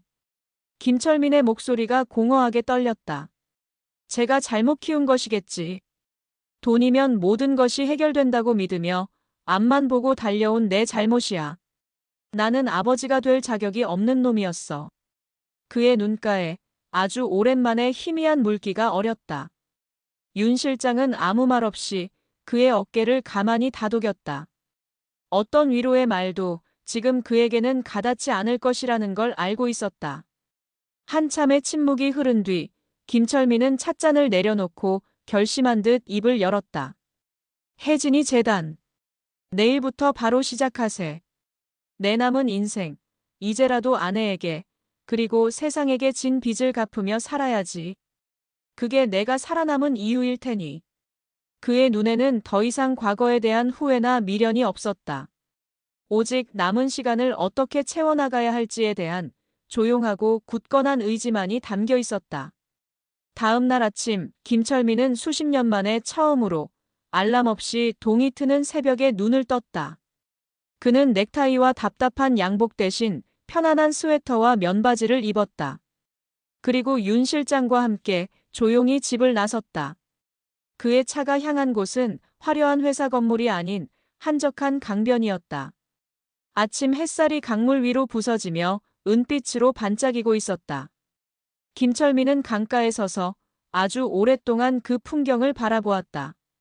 그는 수십 년간 짊어지고 있던 무거운 갑옷을 벗어던진 기분이었다. JS그룹의 회장 김철민도 새 아이의 아버지 김철민도 아닌 그저 자연인 김철민으로 맞는 첫 아침이었다. 윤 실장, 자네는 앞으로 뭘 하고 싶나? 김철민의 갑작스러운 질문에 윤 실장은 잠시 당황했다. 저는 그저 회장님 곁에서 재단 일을 돕겠습니다. 아니. 자네 인생을 살게. 자네에게도 가족이 있고 꿈이 있지 않나. 내가 충분히 보상해 줄 테니 이제 자네의 삶을 찾아가. 이건 명령일세. 윤 실장은 눈시울이 붉어졌다. 그는 고개를 숙여 진심을 다해 마지막 인사를 올렸다. 그와 헤어진 뒤 김철민은 홀로 강변을 걸었다. 휴대폰이 울렸다. 발신자는 최 원장이었다. 여보게, 끝났다는 소식 들었네. 마음은 좀 어떤가? 글쎄 시원섭섭하다는 말이 아마 이럴 때 쓰는 것이겠지. 그래도 후회는 없네. 김철민의 목소리는 놀랍도록 평온했다. 그래, 잘 생각했네. 이제 자네 자신을 위한 삶을 살게. 그리고 혹시 아나? 언젠가 아주 오랜 시간이 흐른 뒤에 자네 자식들이 진심으로 뉘우치고 자네를 찾아올 날이 있을지. 김철민은 대답하지 않았다. 하지만 그는 속으로 생각했다. 만약 그런 날이 온다면 자신은 그들을 용서할 수 있을까? 아마도 아닐 것이다. 하지만 어쩌면. 그는 전화를 끊고 하늘을 올려다보았다. 맑고 푸른 가을 하늘 위로 아내의 웃는 얼굴이 아른거리는 듯 했다. 그는 아내를 향해 아주 희미하게 미소 지었다.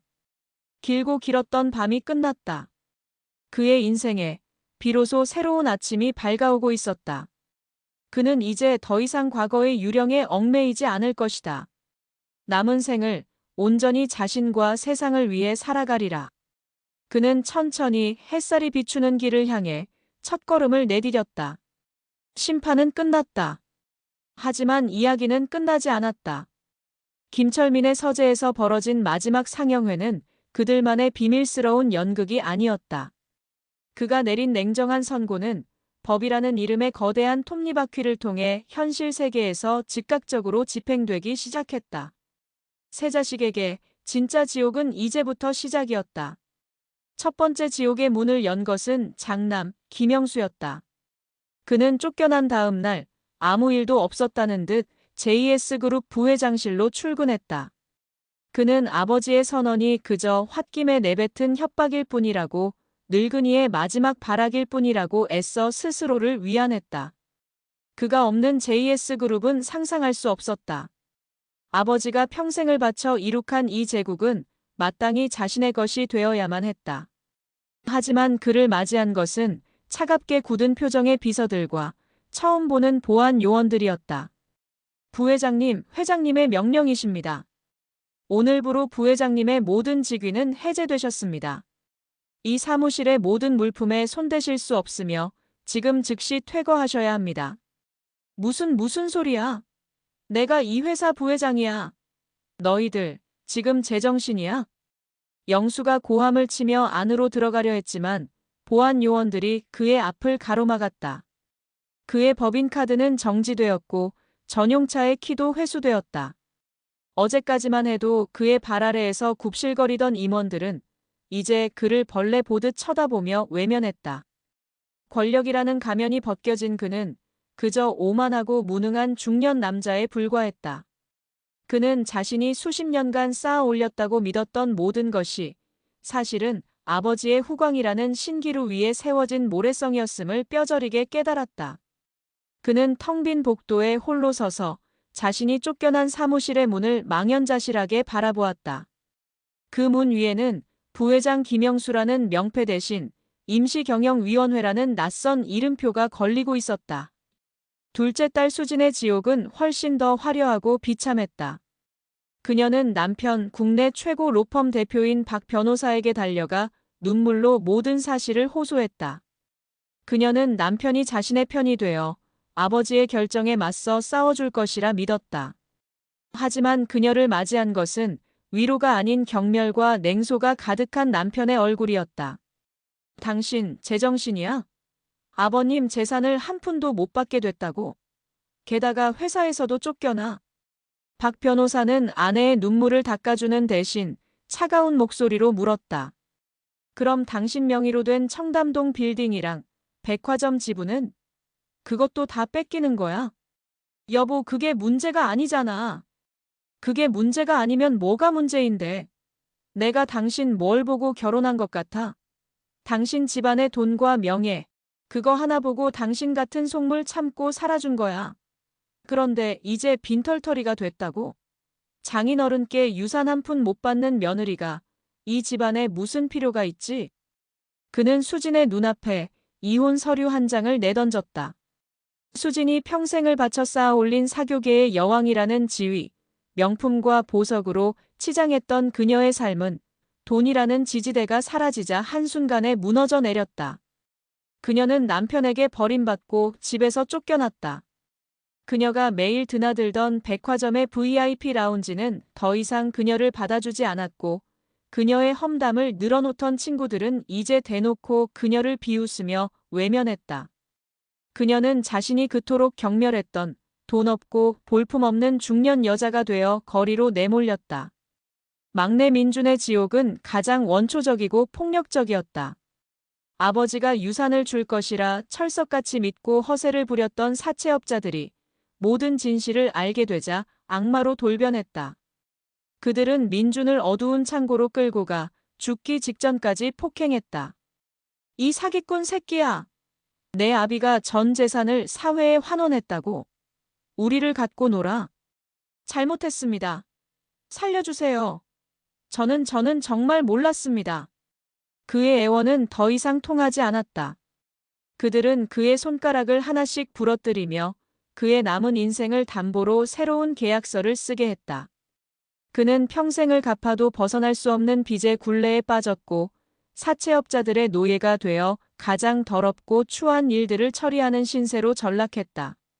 한때는 화려한 조명 아래서 연예인처럼 살았던 그는 이제 도시의 가장 어두운 뒷골목에서 쥐처럼 숨어 살아야 하는 비참한 존재가 되었다. 세 자식의 삶이 나락으로 떨어지는 동안 김철민은 약속대로 김혜진 재단을 설립하고 자신의 전 재산을 그곳에 쏟아부었다. 언론은 연일 그의 파격적인 결정에 대해 대서특필했다. 사람들은 그를 자식마저 내친 냉혈한 경영인 혹은 사회의 존경을 받을 마지막 거인이라며 갑론을 박을 벌였다. 하지만 김철민은 세상의 평가에 조금도 신경 쓰지 않았다. 그는 윤 실장, 최 원장과 함께 재단의 운영에만 몰두했다. 그는 더 이상 이윤을 위해 싸우지 않았다. 대신 가난과 폭력 속에서 꿈을 잃어가는 아이들을 위해 싸웠다. 그는 전국 각지에 쉼터를 짓고 장학금을 지원하고 아이들이 마음껏 공부하고 재능을 펼칠 수 있는 환경을 만들어 주었다. 그는 아이들을 만날 때마다 자신의 자식들을 떠올렸다. 만약 자신이 조금 더 일찍 돈이 아닌 사랑을 주는 법을 알았더라면, 만약 자신이 그들의 탐욕이 아닌 그들의 외로움을 먼저 보듬어 주었더라면, 결과는 달라졌을까? 어느 날 재단에서 후원하는 한 보육원을 찾았을 때였다. 한 어린 소녀가 그에게 다가와 고사리 같은 손으로 직접 만든 카네이션을 건네주었다. 할아버지, 고맙습니다. 할아버지가 지어주신 집에서 이제 무서운 꿈 안 꿔요. 소녀의 해맑은 미소를 보는 순간 김철민은 아주 오랜만에 가슴속 깊은 곳에서부터 뜨거운 무언가가 차오르는 것을 느꼈다. 그것은 그가 평생을 벌었던 돈으로도 그가 이룩했던 명예로도 결코 살 수 없었던 진정한 의미의 행복이었다. 그는 자신의 선택을 후회하지 않았다. 죗값은 치러졌고 그는 그 잿더미 위에서 새로운 희망을 발견했다. 비록 그 희망이 자신의 혈육이 아닌 세상의 모든 아이들을 향한 것이라 할지라도 그것이 그에게 남겨진 마지막 사명이며 구원이었다. 세 자식이 아버지의 왕국에서 쫓겨난 뒤 그들의 삶은 한편의 잘 짜인 부조리극처럼 흘러갔다. 그들은 각자의 방식으로 자신들이 그토록 경멸하고 무시했던 세상의 밑바닥을 처절하게 경험해야만 했다. 김영수는 어떻게든 재기하려 발버둥 쳤다. 그는 JS그룹에서 수십 년간 쌓아온 자신의 인맥과 경험을 믿었다. 하지만 그를 받아주는 곳은 아무데도 없었다. 아버지에게 버림받은 아들. 경영 능력이 아닌 후광으로 부회장 자리에 앉아있던 무능한 인물. 그것이 재계가 그에게 내린 냉정한 평가였다. 그가 한때 형님, 아우하며 어울렸던 사람들은 이제 그를 만나주지도 않았고 그의 전화조차 받지 않았다. 결국 그는 작은 중소기업의 고문 자리로 겨우 들어갔지만 그곳에서의 삶은 굴욕의 연속이었다. 자신보다 한참 어린 사장에게 굽실거려야 했고 과거 자신이 부리던 부장급 직원의 비위까지 맞춰야 했다. 그는 매일 밤 술에 취해 자신의 초라한 오피스텔로 돌아와 JS그룹의 불 켜진 마천루를 보며 이를 갈았다.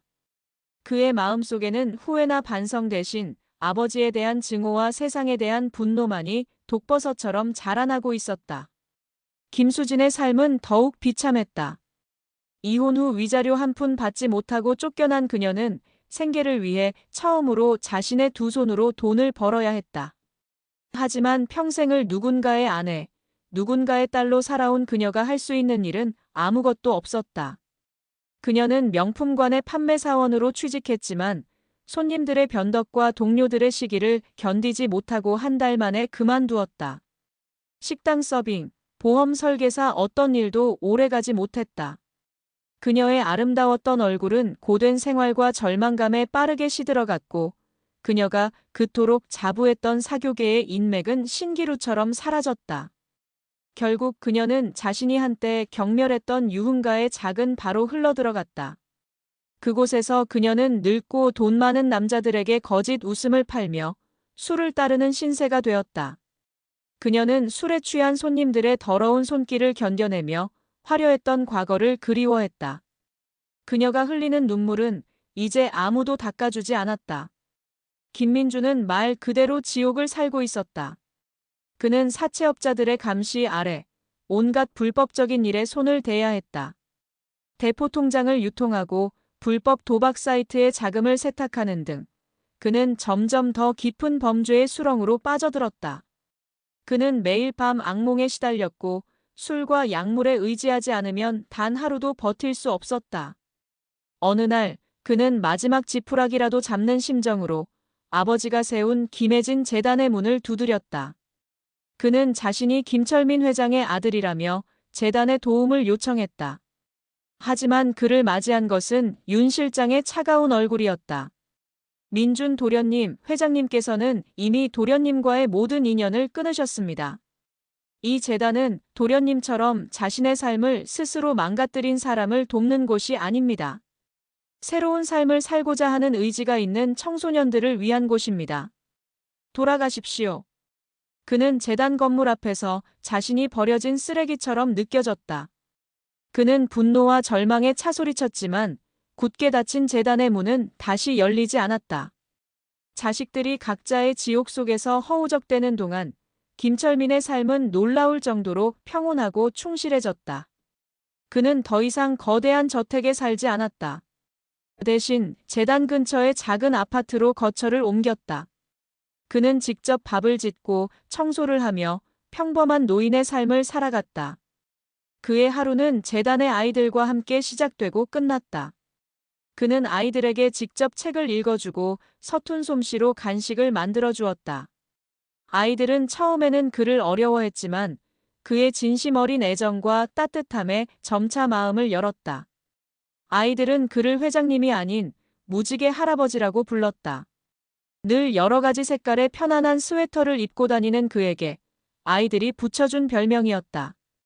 김철민은 그 별명을 무척이나 마음에 들어했다. 그는 아이들의 웃음소리 속에서 평생 느껴보지 못했던 순수한 기쁨과 삶의 의미를 발견했다. 그는 깨달았다. 진정한 부는 은행 계좌의 숫자가 아니라 마음속에 얼마나 많은 사랑을 품고 있느냐에 따라 결정된다는 것을.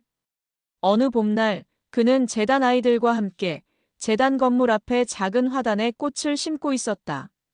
그의 손은 흙투성이가 되었고 이마에는 땀이 송골송골 맺혔다. 그때 한 아이가 그에게 다가와 물었다. 할아버지, 할아버지는 아들이나 딸 없어요? 순간 김철민의 손이 멈칫했다.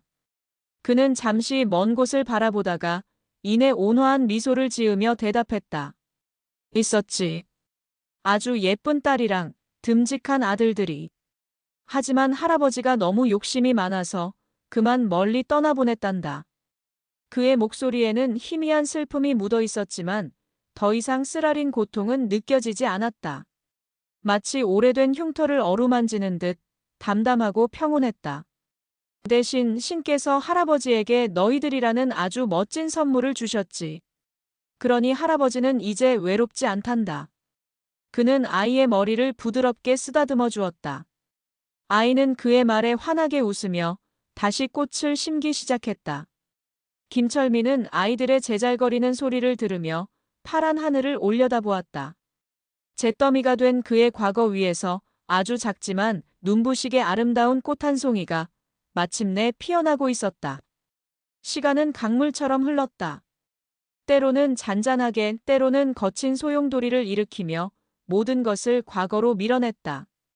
김철민이 자신의 왕국을 스스로 무너뜨리고 새로운 삶을 시작한 지 5년이라는 세월이 흘렀다. 이제 그의 이름 앞에는 JS그룹 전 회장이라는 딱지 대신 김혜진 재단 이사장이라는 새로운 이름이 붙어 다녔다. 김혜진 재단은 대한민국에서 가장 투명하고 영향력 있는 공익재단으로 성장했다.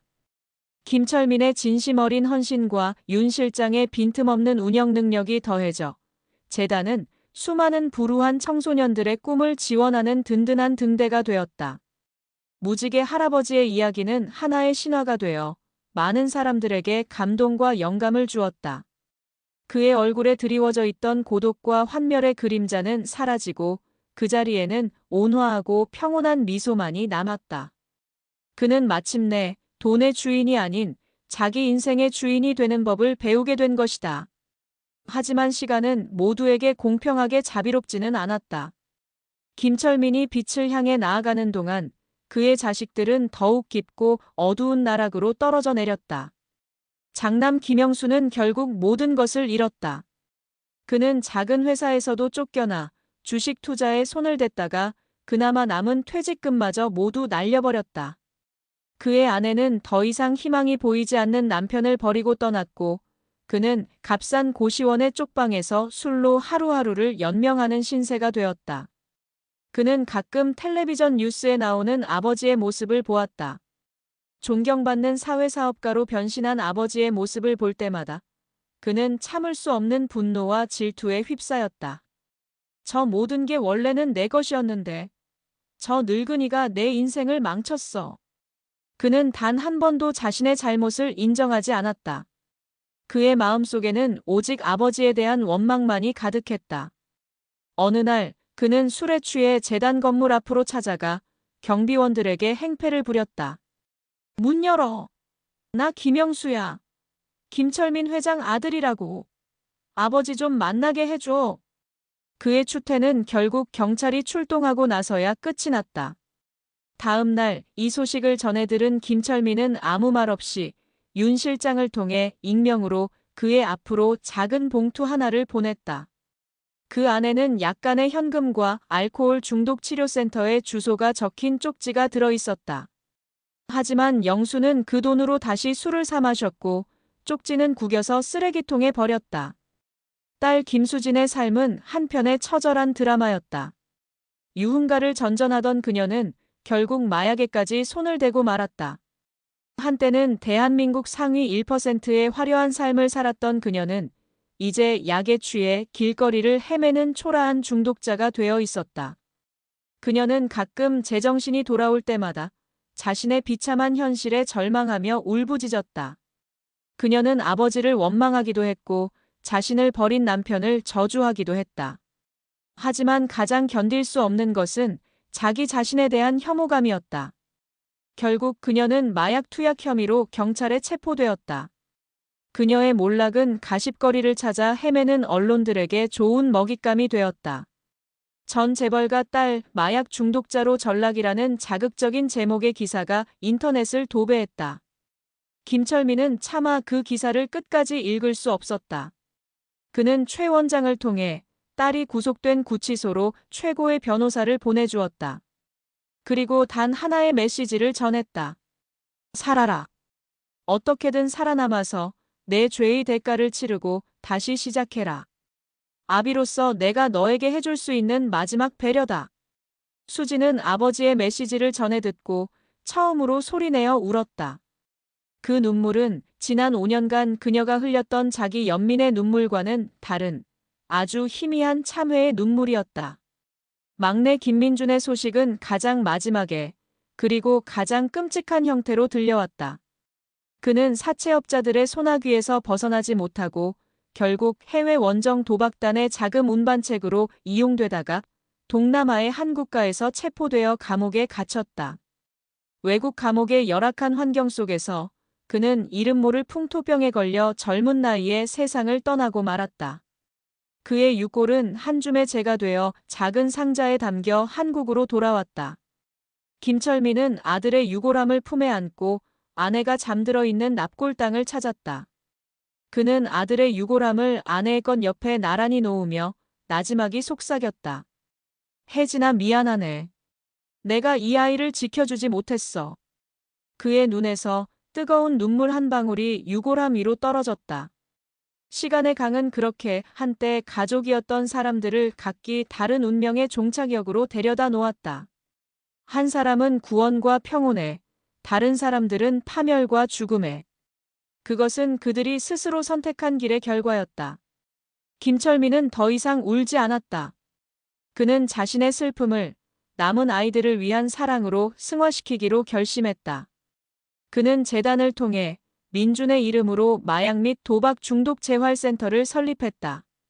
더 이상 자신의 아들처럼 어리석은 선택으로 삶을 망가뜨리는 젊은이들이 없기를 바라는 마음에서였다. 시간은 흐르고 강물은 모든 것을 씻어내고 있었다. 아픔도 슬픔도 그리고 증오마저도. 이제 그의 마음속에는 오직 용서할 수 없는 자들에 대한 희미한 연민과 지켜야 할 아이들에 대한 깊은 사랑만이 남아있을 뿐이었다. 김철민의 삶은 황혼에 접어들고 있었다. 한때 세상을 호령했던 불같은 열정은 사그라들고 그 자리에는 잔잔한 호수 같은 평온함이 자리 잡았다. 그의 육신은 세월의 무게를 이기지 못하고 쇠약해졌지만 그의 정신은 그 어느 때보다 맑고 풍요로웠다. 그는 더 이상 돈과 명예를 좇지 않았다. 대신 하루하루의 작은 기쁨 속에서 삶의 진정한 의미를 찾아가고 있었다. 그에게는 새로운 가족이 생겼다. 김혜진 재단을 통해 만난 수많은 아이들이 그의 아들이고 딸이었으며 손주였다. 그는 아이들이 보내오는 감사 편지를 읽는 것을 가장 큰 낙으로 삼았다. 재단의 도움으로 의사가 된 아이, 가난을 딛고 세계적인 발레리나가 된 아이, 그리고 자신처럼 불우한 아이들을 돕는 사회복지사가 된 아이까지. 그들의 이야기는 김철민의 남은 생을 채우는 가장 큰 보람이자 자랑이었다. 그는 더 이상 과거의 악몽에 시달리지 않았다. 자신의 혈육들이 맞이한 비참한 결말은 그의 마음에 지워지지 않는 흉터로 남았지만 그는 더 이상 그 흉터를 보며 고통스러워하지 않았다. 그것은 자신이 저지른 과오에 대한 대가이자 평생 짊어지고 가야 할 십자가라고 담담히 받아들였다.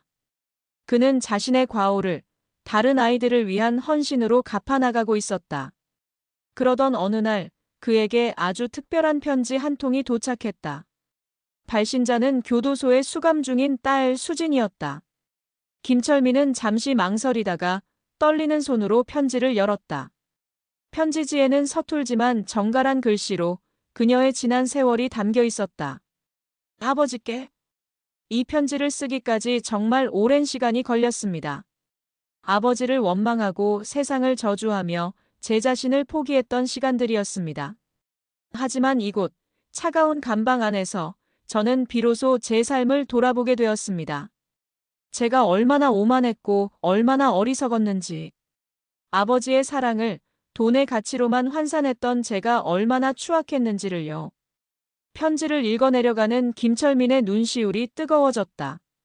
아버지가 보내주신 변호사님 덕분에 저는 이곳에서 새로운 삶을 배우고 있습니다. 마약도 완전히 끊었고 검정고시를 준비하며 난생 처음으로 공부라는 것을 하고 있습니다. 그리고 다른 재소자들을 도우며 아주 작은 기쁨을 느끼기도 합니다. 아버지가 왜 그런 선택을 하셨는지 이제는 아주 조금 알 것 같습니다. 편지의 마지막 구절은 숱한 눈물 자국으로 얼룩져 있었다. 아버지, 감히 용서를 구하지는 않겠습니다. 저는 그럴 자격이 없으니까요. 다만 언젠가 제가 죄의 대가를 모두 치르고 세상 밖으로 나가는 날 아주 멀리서나마 아버지의 얼굴을 한 번 뵐 수 있다면 그것만으로도 제 남은 생을 살아갈 힘을 얻을 수 있을 것 같습니다. 부디 그때까지 건강하게 지내주세요. 불효녀 김수진 올림. 김철민은 편지를 가슴에 품고 한참 동안 눈을 감았다. 그의 마음속에서 단단하게 얼어붙어 있던 무언가가 아주 천천히 녹아내리는 듯했다. 용서는 아니었다. 하지만 아주 희미한 이해의 시작일지도 몰랐다. 몇 년 뒤 김철민은 자신의 팔순을 맞았다. 그의 생일 잔치는 과거처럼 화려한 호텔에서 열리지 않았다. 대신 재단 앞마당에서 재단의 아이들과 직원들이 함께하는 소박하지만 따뜻한 파티가 열렸다. 아이들은 직접 만든 케이크와 노래로 무지개 할아버지의 생일을 축하했다. 파티가 무르익을 무렵 윤 실장이 김철민의 휠체어를 밀며 조금 떨어진 곳으로 그를 데리고 갔다. 재단 건물 입구 한 여자가 고개를 숙인 채 서 있었다. 세월의 흔적이 엿보이는 낯설지만 익숙한 얼굴. 김수진이었다. 그녀는 모범수로 가석방되어 오늘 막 출소한 길이라고 했다. 그녀는 값비싼 명품 옷 대신 수수한 옷차림을 하고 있었다. 그녀의 손에는 화려한 보석 반지 대신 지난 세월의 고생을 증명하는 굳은 살이 박여 있었다. 그녀는 감히 아버지에게 다가오지 못하고 멀리서 눈물만 흘리고 있었다. 김철민은 윤 실장에게 그녀를 가까이 오게 하라고 말했다. 수지는 떨리는 발걸음으로 아버지의 앞에 와 무릎을 꿇었다. 아버지. 그녀는 차마 고개를 들지 못했다. 김철민은 아무 말 없이 자신의 겉옷 주머니에서 무언가를 꺼냈다. 그것은 수십 년 전 그가 아내에게 선물했던 그리고 수진이 그토록 탐냈던 다이아몬드 목걸이였다. 이것을 아직도 가지고 계셨습니까? 내 어미가 가장 아끼던 것이다. 내 어미는 이 보석보다 너희들을 더 아끼고 사랑했지. 나도 마찬가지였다. 김철민은 떨리는 손으로 딸의 목에 목걸이를 직접 걸어주었다. 과거는 바꿀 수 없다. 우리가 저지른 죄도 서로에게 준 상처도 사라지지 않을 것이다. 하지만 다시 시작할 수는 있겠지. 아주 멀리서 아주 천천히 말이다. 그의 말에 수지는 땅에 엎드려 오열했다. 그것은 지난날의 모든 후회와 참회, 그리고 아버지가 건넨 아주 작은 용서에 대한 감사의 눈물이었다. 김철민은 딸의 등을 말없이 토닥여 주었다. 그는 딸을 완벽하게 용서한 것이 아니었다. 어쩌면 평생 그럴 수 없을지도 모른다. 하지만 그는 길고 긴 증오의 사슬을 끊어내고 아주 작은 이해의 씨앗을 심기로 결심했다. 그것이 그가 아버지라는 이름으로 자신과 자신의 아이들에게 베풀 수 있는 마지막 사랑이자 최선의 구원이었다. 그의 등 뒤로 아이들의 행복한 웃음소리가 울려 퍼지고 따스한 저녁 노을이 그의 주름진 얼굴을 부드럽게 감싸고 있었다.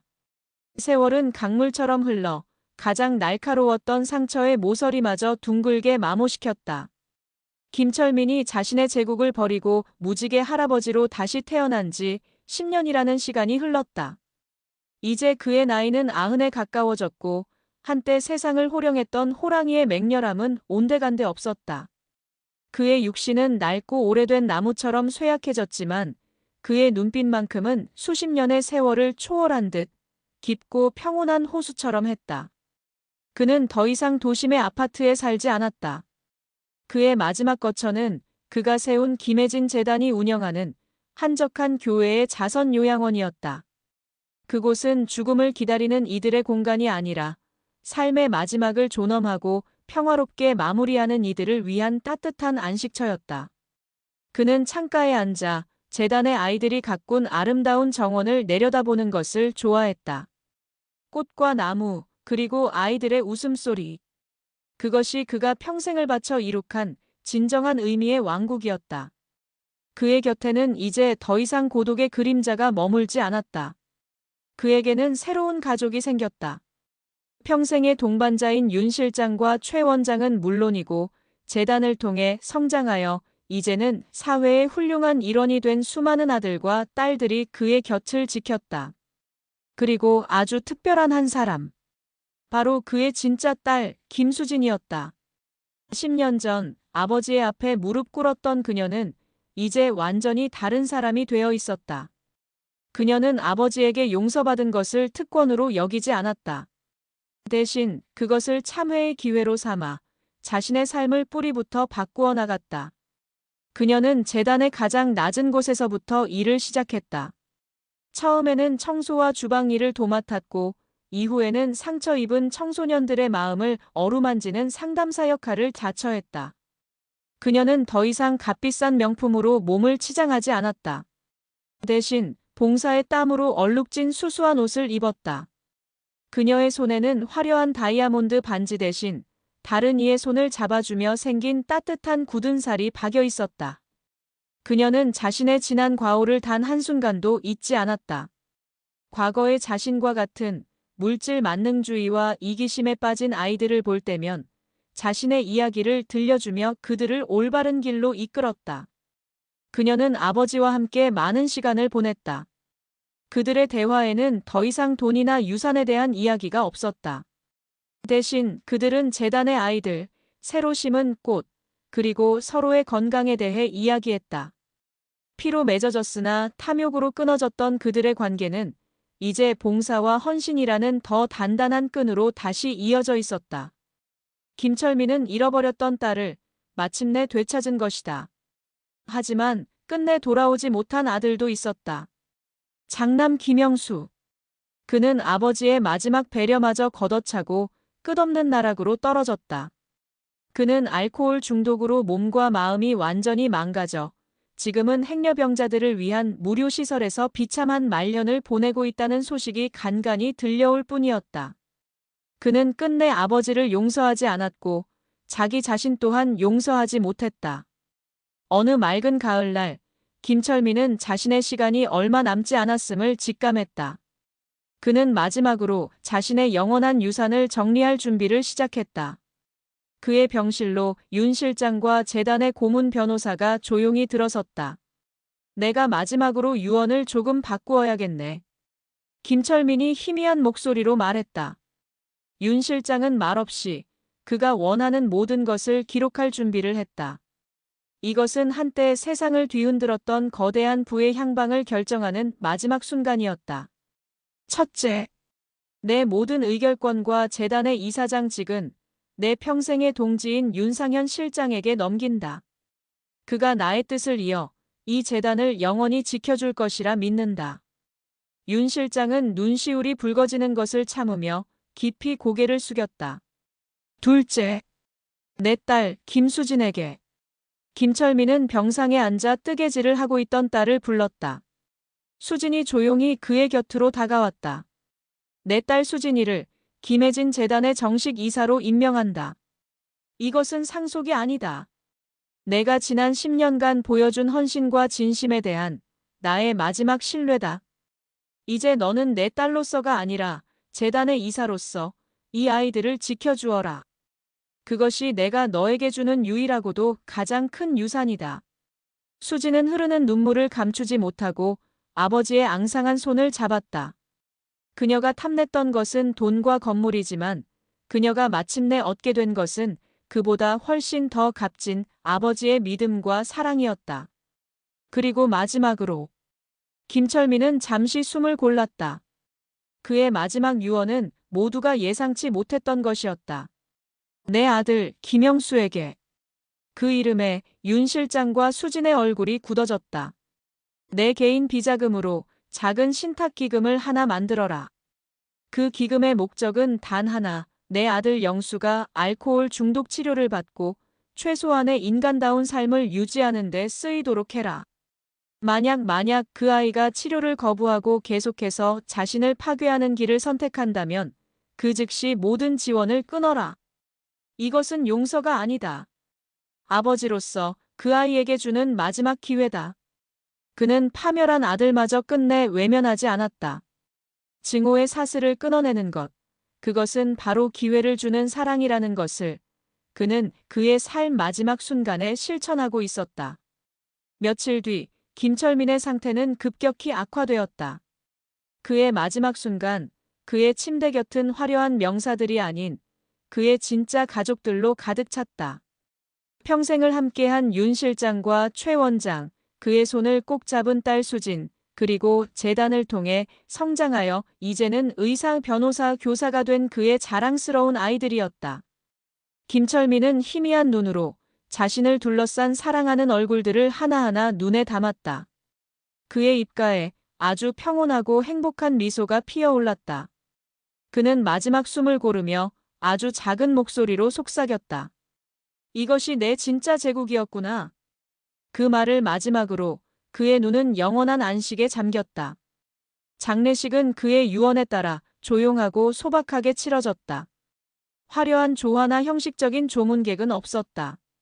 대신 그를 진심으로 사랑하고 존경했던 수백 명의 아이들과 사람들이 모여 그의 마지막 길을 눈물과 감사로 배웅했다. 시간이 흘러 김철민이 떠난 세상은 계속되었다. 하지만 그는 사라지지 않았다. 그의 유산은 그가 남긴 건물이나 돈이 아니었다. 그가 남긴 사랑과 헌신, 그리고 용서의 정신은 김혜진 재단이라는 이름으로, 그리고 그를 기억하는 수많은 사람들의 마음속에서 영원히 살아 숨쉬고 있었다. 몇 년 후, 재단 건물의 정문, 김혜진 재단이라는 현판 아래에 작은 동판 하나가 새로 새겨졌다. 그곳에는 김철민이 평소 아이들에게 자주 들려주었던 말이 적혀 있었다. 진정한 부는 소유하는 것이 아니라 나누는 것이다. 마이너스 무지개 할아버지 김철민. 그의 이름 앞에는 더 이상 회장이라는 직함이 없었다. 그 자리에는 아이들이 불러주었던 사랑스러운 별명이 그의 영원한 이름이 되어 반짝이고 있었다. 그의 마지막 상영회는 끝났다. 하지만 그가 남긴 이야기는 이제 막 시작되고 있었다. 잿더미 위에서 피어난 꽃처럼, 증오의 끝에서 피어난 사랑처럼 그의 삶은 세상에 남겨진 가장 위대하고 영원한 유산이 되어 새로운 아침을 밝히고 있었다.